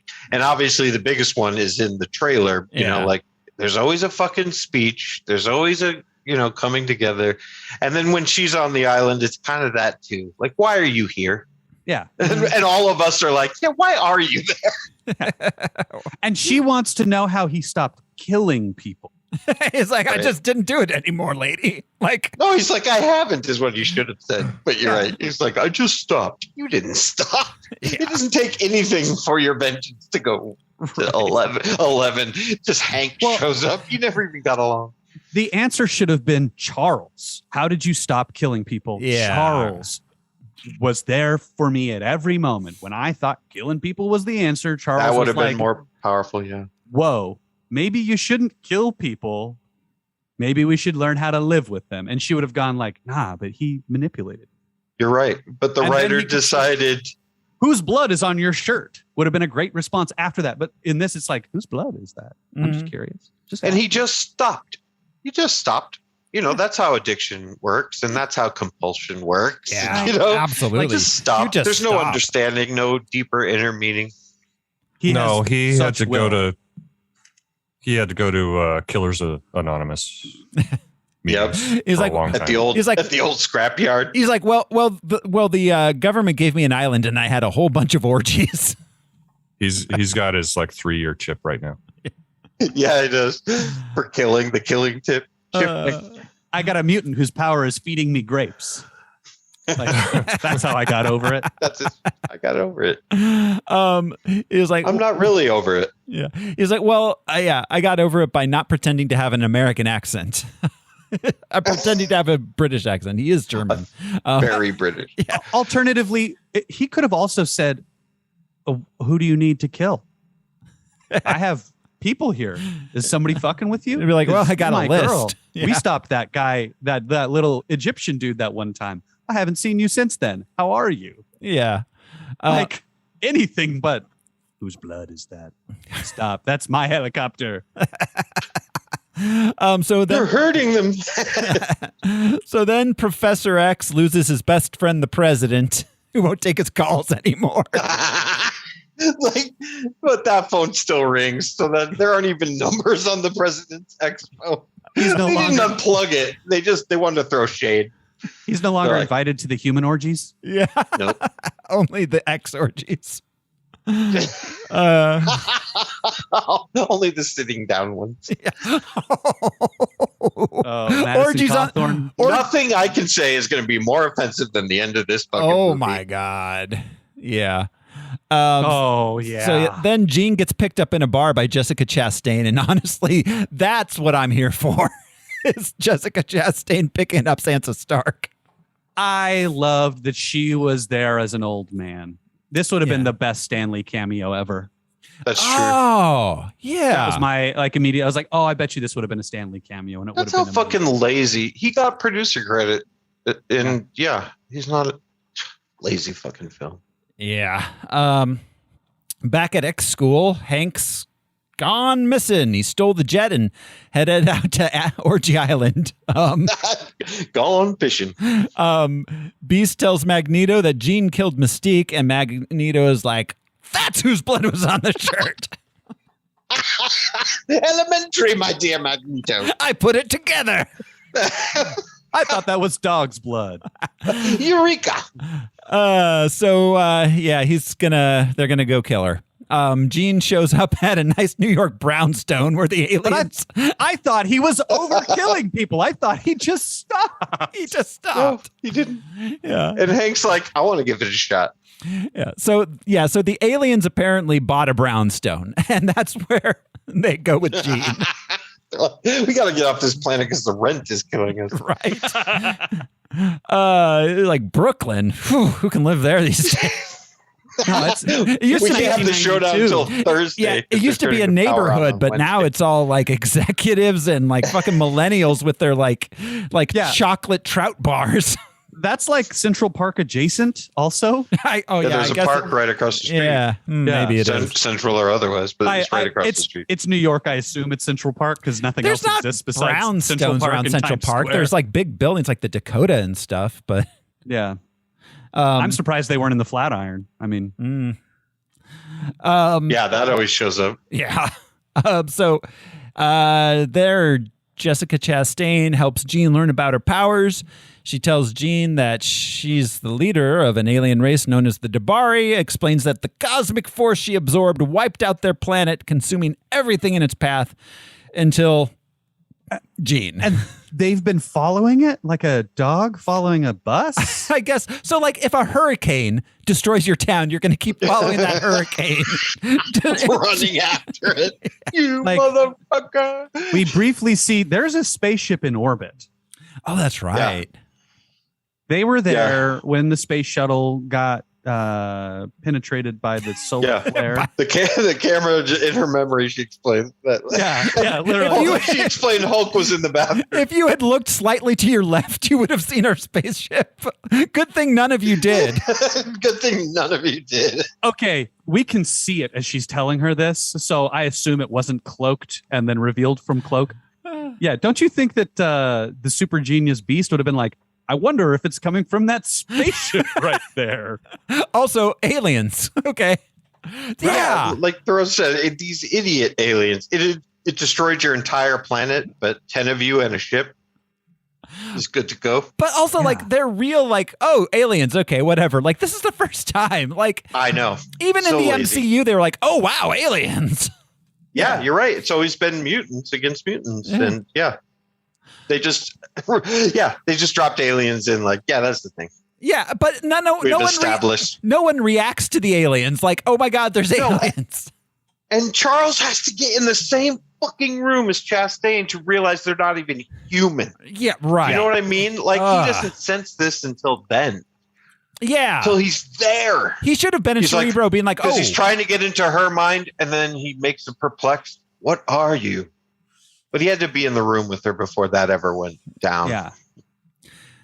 Which, okay, she is, I guess, showing Jean her thoughts. I guess. She's like, here's an Yeah, image like of a us mind meld. traveling through space. You're a telepath also. You can see this. But Charles sees her, and it's like looking at he's like a dog who sees like a hunting duck. You know, those like duck targets. We had one in the old Decoy. podcast room. Yeah, decoy. Thank you. But he's just like, oh, what? You're not a real what? Huh? Huh? Like, Yeah. What? Yep. His just occurred to confusion. him when he tried to read her mind. Yeah. It's like the director told McAvoy, like, no. That other thing that you're doing, no. Don't do that emotion. You need to just be confused, perplexed, boggled. Or maybe Cerebro, it's like the mutants show in red in Cerebro. It would be cool to be like, there's the blue humans, red, and then like, bam. Like, what the fuck are those? But Charles has to be like near this alien. Yeah. It's weird. It's stupid. It's very stupid. Yeah. So It was literally so that you could have Jessica Chastain and McAvoy in the same room. Yeah. So We're paying these people so much money. We must have them together. By the way, Jessica Chastain, who does nothing but stare and blankly recite the lines, which are, I assume, appearing on the cue cards directly behind the camera. Yeah. Feels that way for everyone. She did this movie as a favor. Yeah. Does she blink in this movie? Does she blink, period? I don't know. I wasn't ever looking at the screen long enough. I mean, no, honestly, like I've seen it. I spent way more time on my phone than I usually do watching these things. I watched this intently, man. I could not take my eyes off of it. The first time I watched this, I got to the point where Mystique dies and I lost all interest. So that's all I had seen of this movie. So this time around, I was just like fixated on, obviously, on every little thing. Like, the fuck? What is happening? Couldn't look away. What is happening? So Magneto finds where Jean is. They go to New York. Professor X uses Nightcrawler to go Magneto's island. They already left, and somehow they know they went to New York. So they go to New York, too. Now everyone's just in New York. Which is not far from where they live. No. Magneto brought Braid, dude? The guy from Korn? Yeah. Yeah. Like, I'm pretty sure that guy served on Jabba's sail barge in Return of the Jedi. Yes. But, like, So, why ponytail. Why that? Brazil. Isn't there somebody else who, like, I don't know, can bake a cake in like a second or something? Something. Hair whip guy? Yeah, hair whip guy. Just cut his hair off. That's your boy. Yeah. Well, at one point they do pull one of the braids out. I'm like, oh, that's gotta hurt. Yeah, that's gonna. I would have loved to see him be like, "Don't touch my hair." I got it just right. Set. Yeah. Or like he's wearing a T-shirt over his hair when they're like on their way to New York. Yeah. What do I have to do to get prehensile braids? Fucking Avatar. Yeah. What do I have? Yeah. That's how he reproduces.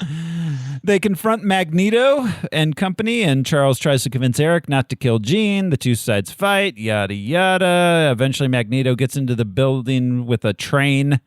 This is the most contrived shit ever. There's literally a double decker. Yeah, those are common. But I mean, like, did it have to be in this short sequence outside the? No, I don't know. And pulling the subway car is pretty cool, but that should have been the focus. But it was just another little. Yeah, it's such a mess. Yeah, This fight didn't need to be here in this moment at all. It was. Yeah. Eventually, Magneto gets in. Jean stops him. Then Charles gets inside, and Jean makes him walk. It's a miracle. Woo! That's so fucked up. That was so fucked up to watch. Yeah. This was the most painful part of the whole movie.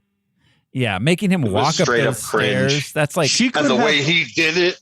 Like she could have lifted his chair and brought him close to her, and they could have had a face-to-face moment. Mm-hmm. Or she could have had him climb stairs like a person if she's going to go. But instead, it's like she didn't have enough power, so he was this weird marionette, right? You know, reanimated. You know, it's like you're going to make him walk. You have the power to make him walk. Just have him walk up. It was so cringe. I don't want to inspect this too much, but Charles doesn't have any feeling below his waist, I assume. That's why he can't walk. He has no control over his legs. Yeah. And no feeling. But he is in immense pain with every step. Yeah. Like, so what's actually happening with Charles's body when he's in the chair? Why? Like, I have so many questions. Is he just this. lazy? Well, no.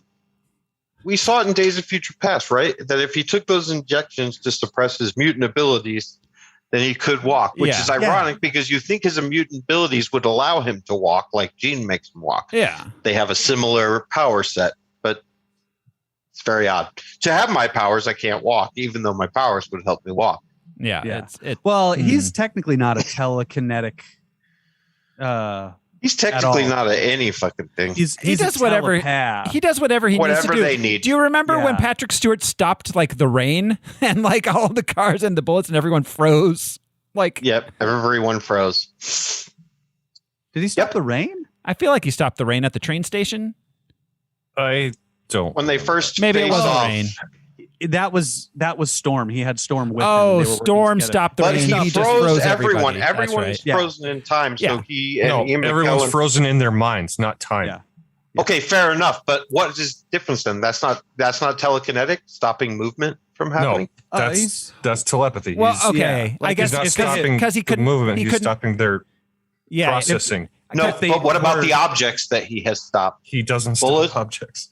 But yeah, like as far as I remember it, none of the objects, like if somebody was dropping something, it would fall to the ground if you just shot a bullet. But if you're gonna pull the trigger, you wouldn't pull the trigger. Yeah, no, I see. No, I get that, but everything stopped. Because like in not to bring Logan into it, but when he stops everything in the casino is still like the noise is happening around everybody of the like slot. I don't buy it. Neither of those are satisfying answers. It's whatever he needs to have happen, and his limitations are whatever needs to have happen, like with this alien bullshit. Yeah. Sometimes he's all powerful, sometimes he's not at all. Yeah. So Jean Brian was right. He's technically not a telekinetic. So Jean gives up I disagree. Jean gives up her power to Jessica Chastain and who wants to take it all. The military and they've never been able to do this before. So is he a technophobe then, or a technophile? Well, come on, we've talked about it before. A technopath. Technopath. No, he's not a technopath. Okay. So, I mean, Brian and Al are saying that he never moved objects, only people. Yeah, and objects through people, but never making the people move the objects. But no, I understand that. Okay, yeah, you're right. He's never moved anything. Why is she able to take the Phoenix Force into her now? All of a sudden, because after it destroyed her whole planet and everyone on it, but she can handle it on her own. Right, she doesn't have special Jean Grey powers that allows her to absorb energy. The dog just caught the bus and then got in it and started driving it. Yeah. What? Yeah. Yeah. How can she manage that? She should have been like, no, I can control you. I will control you instead, or something. But no, this is absorbing it. It's dumb. Yeah, it doesn't make any fucking sense. So can like no, like why didn't all the aliens on your planet just absorb the Force instead of getting blown up? It would have been so easy for her to be like, no, but we do have the technology to make you my slave. Click, and she puts a little thing on her forehead or something. Like, I'd buy that. Yeah. Instead of like, I drink your milkshake, whatever. Or the transfer of power, like we saw recently with Wanda. But Wanda's a being that could take that. Yeah. But like I said, we were told by this very character that it destroyed her whole planet. Right. It had that much energy that it absorbed her planet and it exploded. And we were never told or demonstrated to that her race can absorb power in any way whatsoever. Yeah. You'd think point. Millions of them would have done that to prevent their destruction. If they had one of the aliens take over a mutant and use their powers, I would have bought this. Sure. Yeah, that's true. Yeah. Okay. I could have gone with that, but they didn't. But like some low tier, the kid who makes ice cream from their hand or something. So all right. So meanwhile, Jessica Chastain is like, also, I'm going to murder everyone on Earth once I get all powerful. Why would you tell her that in the middle? I don't know. Like, I'm going to use all this money you're about to give me to kill everything. Like, whoa. Stop the transfer. Put a bank hold on that. Like, yeah. And the military Cyclops stops her from absorbing it all at the last minute. The military shows up and arrests everybody. Conveniently, she goes unconscious so that they can put her on a bed. So they can strap her down like fucking Jesus. She's like this. Literally wear her arms out. What is happening in this movie? They put the mutants on a train because big action sequences on trains are cool. And an X-Men like necessity. Yes. Yeah. Oh God. So many trains. Yeah. You'd think that the United States has like an established public transit system. Right. Like Europe in this universe. So Jessica Chastain's alien friends attack the train. They kill the soldiers. The mutants are freed. Charles and Scott convince the Magneto and his friends to help them fight the aliens. They unite. They fight the aliens. Jessica Chastain shows up. Charles goes into Jean's mind palace, and she forgives him. She saves the mutants from the train wreck. Oh my gosh. So they're actually, Marvel has a distance.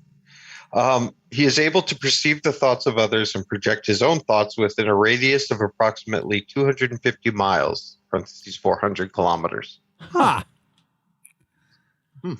That's interesting. Okay. Yeah. All right. Yeah. It doesn't explain this alien. In fact, it makes it more confusing, but Yes. at least we know. Yeah. Well, and they were in upstate New York, and this is New York City, so Yeah, Westchester isn't far, but it's far enough. yeah, like It's far enough that it's a commute. Oh, yeah. No, but it's not 250 miles. Yeah, you're absolutely right. It's not even close to that. It's 3 minutes by X-Jet. Yeah. Which, by the way, fuck these X-Men people jetting around like fucking Kylie Jenner. Like, I know. But, like, we have the fossil fuels. 92. Well, there's a mutant whose ability is to take carbon dioxide out of the atmosphere. Well, I think they turn it into Blackbird sprinkles. is nuclear. Yeah. Yeah. They turn it into sprinkles. All of the You're mutants. obsessed that I with want this to- ice cream mutant. Yeah, I know. They're confectionery mutants, man. They're like, it's Baskin Robbins. be like, should we open up a Stone Cold Creamery? Steve Austin's like, yeah. First one in Genosha. So, anyways, Jessica Chastain wants to finish sucking out all the juice from Jean. So Jean flies them into space, and they become the Phoenix, and she blows them up. We see Jean finally do the thing that she did to Xavier, which is vaporize things at the atomic level. Yeah. Right. She does this so casually, which is awesome. Not to say that she should be like doing this with a ton of effort. But Jean's powers throughout this are so inconsistent. She is simultaneously going unconscious from farting in the woods to like, she went unconscious because she gave Jessica Chastain a hug. And now she's just vaporizing things. Like she's just like talking with a friend in their front yard. Like, yeah. Yeah. Swatting flies. It's just her powers are evolving throughout the movie. Yeah, but she's they're gonna up learn. and It's down. not just an on-off switch. Yeah. I guess she is letting go as Charles directed her to. Yeah, it's just weird. So I won't keep doing this. This will be the last one because the Please alien thing keep bugs doing me this. so much. No, but so Magneto apparently changed the Earth's electromagnetic field to restrict Xavier's abilities. That's why there's. But then it says here, when not on Earth, Xavier's natural telepathic abilities have reached across space to make universal mental contact with multiple alien races. But he couldn't find this one in a house across the street. So Wow, he is literally plot convenience. Yes, that's what it is. Alien races across the universe. That's why I agree with technically he's a telepath, but the movies don't. And that's comics versus movie, right? Yeah, Sure, yeah. of course, Okay. of course. So But nobody tried to make this work. no. Yeah. So Xavier's school gets renamed the Jean Grey School for Gifted Youngsters, which is kind of like renaming Columbine after the shooters. Like, Yeah, Why and did they now the not name is it Raven. yeah. yeah. Why not after her? Mm-hmm. His literal That's even where they sister, met. Yeah, who was God damn it, you're right. murdered. Raven No. Darkholm. Yeah, Yeah, Raven Darkholm. Darkholm Yeah. School for Children. No, they just like be losing people every In, year. 'cause it's in clearly in parentheses, people's Her school. last name was originally Daniels, wasn't it? in parentheses, unaffiliated with the Harry Potter School of Witchcraft. So Jean Grey is a more inviting name for a school, but You're right. I feel like their team mascot is the Ravens or the Raven. All On right, that basketball court. It's like the Jean Grey Ravens I hope she got the library named when after her they or something. do intramurals. yeah. Yeah, exactly. Like we were talking. Yeah, softballs. Yeah, it's stupid. So that means in this timeline going forward, it will always be known as the Jean Grey School for Gifted Youngsters, where even in the MCU, it's Xavier's School. They haven't said it, but you know what I mean. Yeah. Like, so now it's changed forevermore. Yeah. In this. Quote the Raven. It will change nevermore. That's right. So Charles retires as headmaster. Hank takes his place, so you could say he is the Beastmaster. I will. Thank you. Two ferrets in Here a all bag. week, folks.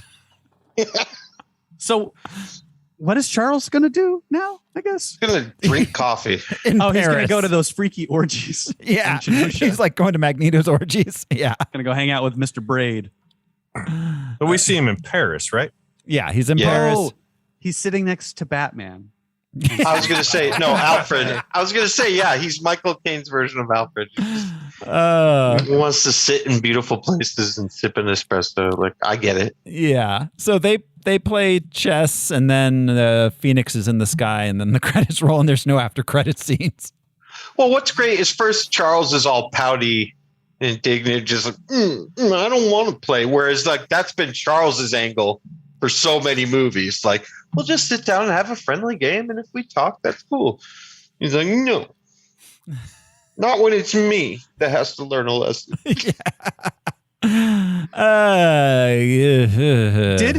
Did he even learn a lesson?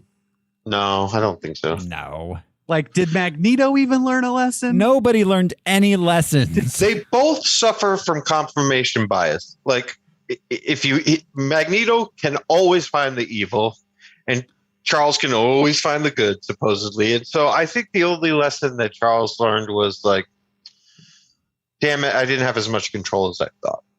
Yeah. But I don't know any other lesson, like putting these kids in danger. That I don't think he ever changed He his didn't mind learn about any that. lessons. What was his lesson that he's no longer a famous mutant scientist? Now he's a disgraced mutant scientist, and he's accepted that? Now he just has to learn how to live, like Eric was trying to do. Yeah. Yeah. He doesn't. Does he? They don't need you. He's You going know, on a European Old vacation? soldiers. Yeah. Yeah. I guess he's in Paris. He's literally on a European vacation. Yeah, he's retired. He rolled all the way over. I don't know. Any unanswered questions?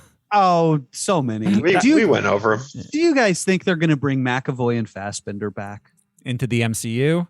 Yeah, because we've seen Patrick Stewart. We've seen Patrick Stewart. By all accounts, they don't have a problem with these characters. You know what I mean? Yeah. Like they have never come out and said, I won't. In fact, McAvoy has publicly said he would love to play young Picard if he got the chance. So like, I think he would love to be with Patrick Stewart in an X-Men movie. Do you know what I mean? With multiverse and all the fucking around they're doing. Just throw them both in there. Hell yeah. Have them talk to each other. Yes. Like, psychically or regularly. Yeah. Yeah, for sure. Yeah, just through their minds of both like, well, that happens, right? stare at each other. Yeah, Days of Future Past had that, right? Yeah. He uses somehow he connects with himself through Wolverine. Yeah, they use Wolverine. Wolverine as is a conductor. Wolverine is the string between the tin cans. So yes. I just want to point this out. These aren't unanswered questions. There was literally a movie about time travel through another character's brain. Yeah. That we accepted whole cloth, man. Like I had some questions, sure. But this movie about Jean Grey getting powers from space and then being evil, kind of turning bad and then going back to good. Oh, power corrupts, or she's just, don't forget that like the floodgates were open, all this gaslighting that he had done, and then, her natural abilities and this solar flare heightened that. That's all fine. Yeah. But I wish that my questions were about that. Yeah. Yeah. No, instead it's about the movie's plot and the characters. And instead the question is, how did that alien absorb all of that on its own when its planet was just destroyed? Yeah. That's the problem. Anything that happened to Jean, fine. That's a comic book movie. But this right here is not even a comic book element. Mm-mm. How are you absorbing the power that killed your planet? Like the Silver Surfer wouldn't have been able to do. You know what I mean? Like it doesn't fit. No, it doesn't fit any alien race we know. And it wasn't established in this movie. Like it doesn't. It wasn't established. You're right. Yeah. That's its biggest sin, is that it didn't establish it in the film. Like you can get away with anything if you set it up, establish it, and then pay it off. Absolutely. Especially in an X-Men movie. You're right. A single line of dialogue. The other character saying to Jessica Chastain, "You're the greatest among us." Yeah. Yeah. You've stood on the surface of a sun or something. I found the way to harvest it. Yeah. I am the alien equivalent of Eugene. Anything. On my planet, I'm Jean Grey. There's a million ways to do it. Like, you just have to do it. And they did nothing. So instead, they had him go to her dad's house, shake him down like they're the local PD. Something like, now that you've absorbed it and tamed it, I can take it from you. Yeah. Perfect. You are a conduit or something. Yes. Yeah. Put it in me. Only Doritos.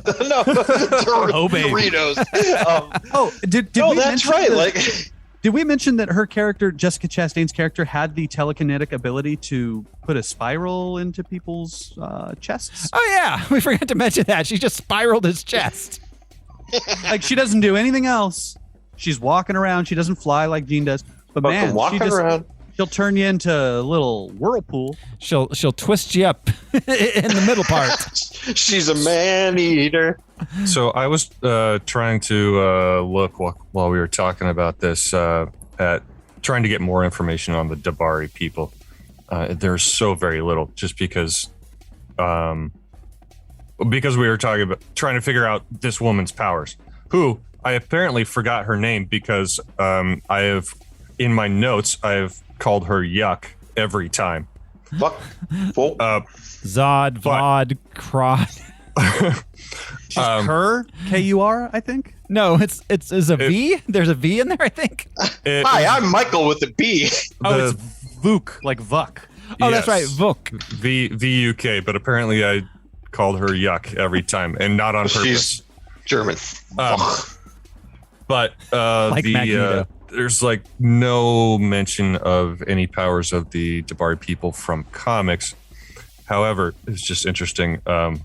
They were also known as asparagus people because they stink when you pee. Yeah, I was gonna say iron content. Also known as Also known as the If asparagus. there's a population That knows sounds. them as- Hey, that sounds a little racist, honestly. Is there asparagus Yeah. on other planets in our galaxy? Or is well, that they didn't just- call themselves that. We were talking about this recently with It's like human indigenous tribes, xenophobia. Yeah. nations. Because they were the planet was under the Shi'ar realm of influence, so I'm sure it was the Shi'ar who were like bird-like people. They had feathers. Yeah, they were probably shit talking. So then the Shi'ar have asparagus? Those asparagus people.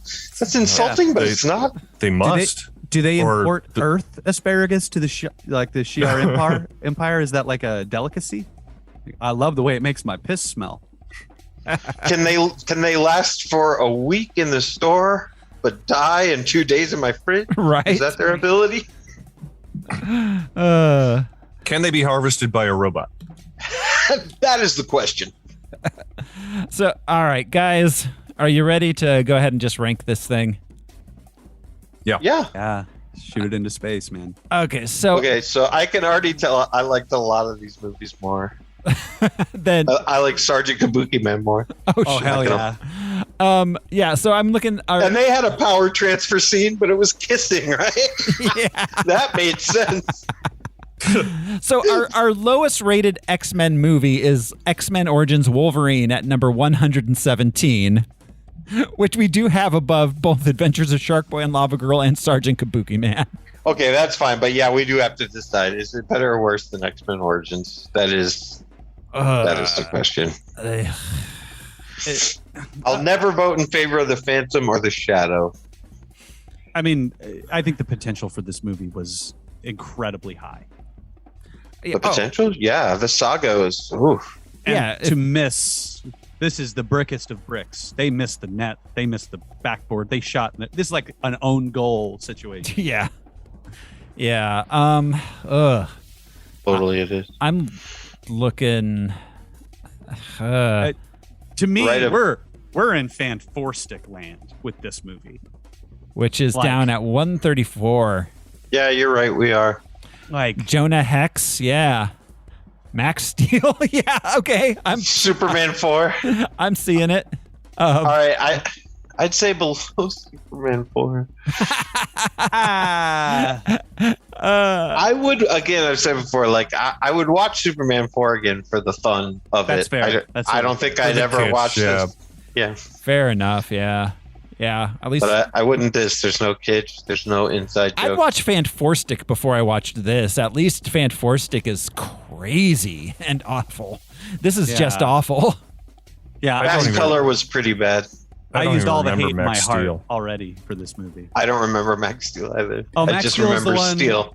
It was a toy ad, Yeah, it was a toy. Yeah. And he yeah. had- there was and he had a little floating guy drone. that No, yeah. I have vague memories of it because it wasn't that long ago, but That's the only Just- reason. Yeah, it was Still. recent enough. very forgettable. Yeah. Okay, That didn't so have Tim Allen, right? Max Steel No. was another one. No, No, that was no, that was That was Sky Zoom. High. no, Zoom. no, not Zoom. Sky High. Zoom. Yes. Yep. All right, so what about either between Superman and Toxie or between Toxie and Fast Color? What do you think? Oh, Toxie 4. Or between Super Capers Oh God, I don't and know. all superheroes? That feels too low to me. Like It does too, because the Yeah. Crow Wicked Prayer is just gloriously Son of the terrible. Mask. I have a hard time putting Some anything below people Son of the believe. Mask. Yeah. Son of the Mask is like a hard and fast. There was a rap in it. Oh, Son of the Mask, I hated in a visceral way. But I like Yeah, I just, hate it for its own reason.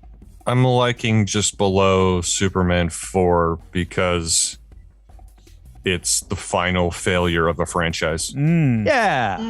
yeah, poetic. I like Same it. with, and then Toxie, same deal. Okay. Yeah. All right, Well, let's do it. And this had studio money. Superman 4 was a canon film. Yeah. Yeah. Yeah. Yeah. This was Fox, 20th Century Fox. How much? $200 million? This cost $200 And million. like I said, everyone came back. Everyone Yeah. reprised their roles. Nobody backed out. Yeah. It had producers behind it. It had money, writers. Yeah. And there wasn't a single performance that didn't have an element of being phoned in. Oh God. Yeah. Yeah. Every From single everybody awesome did- actors. everybody did great phoning their roles in, but damn, I've never seen an entire cast of people. Sometimes it felt like Dennis Hopper in Pro Wicked Prayer, like we got him for 6 hours. So let's go. Yeah. Let's go. Speed Roll. read. Yeah. Just everything. Just whatever you got, Dennis. Go. Yeah. Like, he didn't read the lines. It doesn't matter. We're moving on. There are no lines. Just go. Yeah, this movie would have been better if they had just had the entire cast improvise. Yeah. Oh, God, yeah. So they would have hit every X-Men beat. yeah. A child could. You're in a room doing this. Make it up as you go. Okay. And you're lined up as a team. Yeah. Yeah. Charles, you're mad at Eric for doing nothing. Go. X-Men are a metaphor. So, all right, we're putting it at 137 out of 143. And that closes the book on Dark Phoenix, which means it's time to look forward to next week on Harmless Phosphorescence, where we will watch our 144th movie, Spider-Man Far From Home. Woohoo. Spider-Man. That's a fun one. Yeah, it is. So we only have one more X-Men movie, right? Yes. X-Men affiliated movie, which is the Yes. development hell. Which So wait, did we already do? Yeah, we did Logan already. yeah, we did everything except New Mutants. That's the only Which I don't think is that bad if you haven't seen it, but I don't know. Yeah, I kind of liked it. It's different. They introduced Lockheed and it was like plausible. Like, how are they going to get a dragon in there? But they did it. So Anyway, it was more fun than this, that's for sure. yeah. yes. Well, Yeah, Anya Taylor-Joy or whatever, Yeah. Yeah, I can And watch it. Maisie Williams too. Yeah. Which Yep, by that's the true. by the way, Spider-Man Far From Home was the final movie on our list when we started doing this podcast. Oh, wow. That was the most recent film when we started doing this. Holy crap. Yep. So that's the end of our original list. Everything after that has been added since. Wow. Interesting. Mm-hmm. So yeah, that'll be fun. That's and we only have what, 1, 2, 3. We only have 3.5 non-COVID movies. The last one is a half because it was released March 13th, the day that COVID was announced. Damn it. Which one was that? Bloodshot, that Vin Diesel movie. My second favorite Dylan album came out on 9/11. That was terrible luck. Oh yeah. And we bought it at midnight. So we went to bed. And then it got weird. Yeah. Yeah, for sure. So, all right. That's it for this week, guys. Thanks for hanging out with us on Harmless Phosphorescence. This has been your host, Throw Smiley, and I have evolved beyond this podcast. You know what, HP? It's always the same with you. There's a breakdown and then a ranking, and nobody cares. I'm Josh Cece. Motherfucker. They do. I'm Brian Lesh, and I'm not your little girl anymore. You're still mine. I basically did everything. Josh did a little at the end, but A little at the end. it was mostly all me. Alaric weapon. Yeah. When I think of Al, I think Quicksilver. Careful, Al. You get your legs broke saying something like Fast that. to the point. And I love our podcast, and I'm glad it exists. For the record, Thanks. I care. I wake up every morning praying for a solar flare. So, speak All right, for let's do the yourself. taglines again. New tagline. All right. We'll see you next week. Bye, everyone. All right, guys.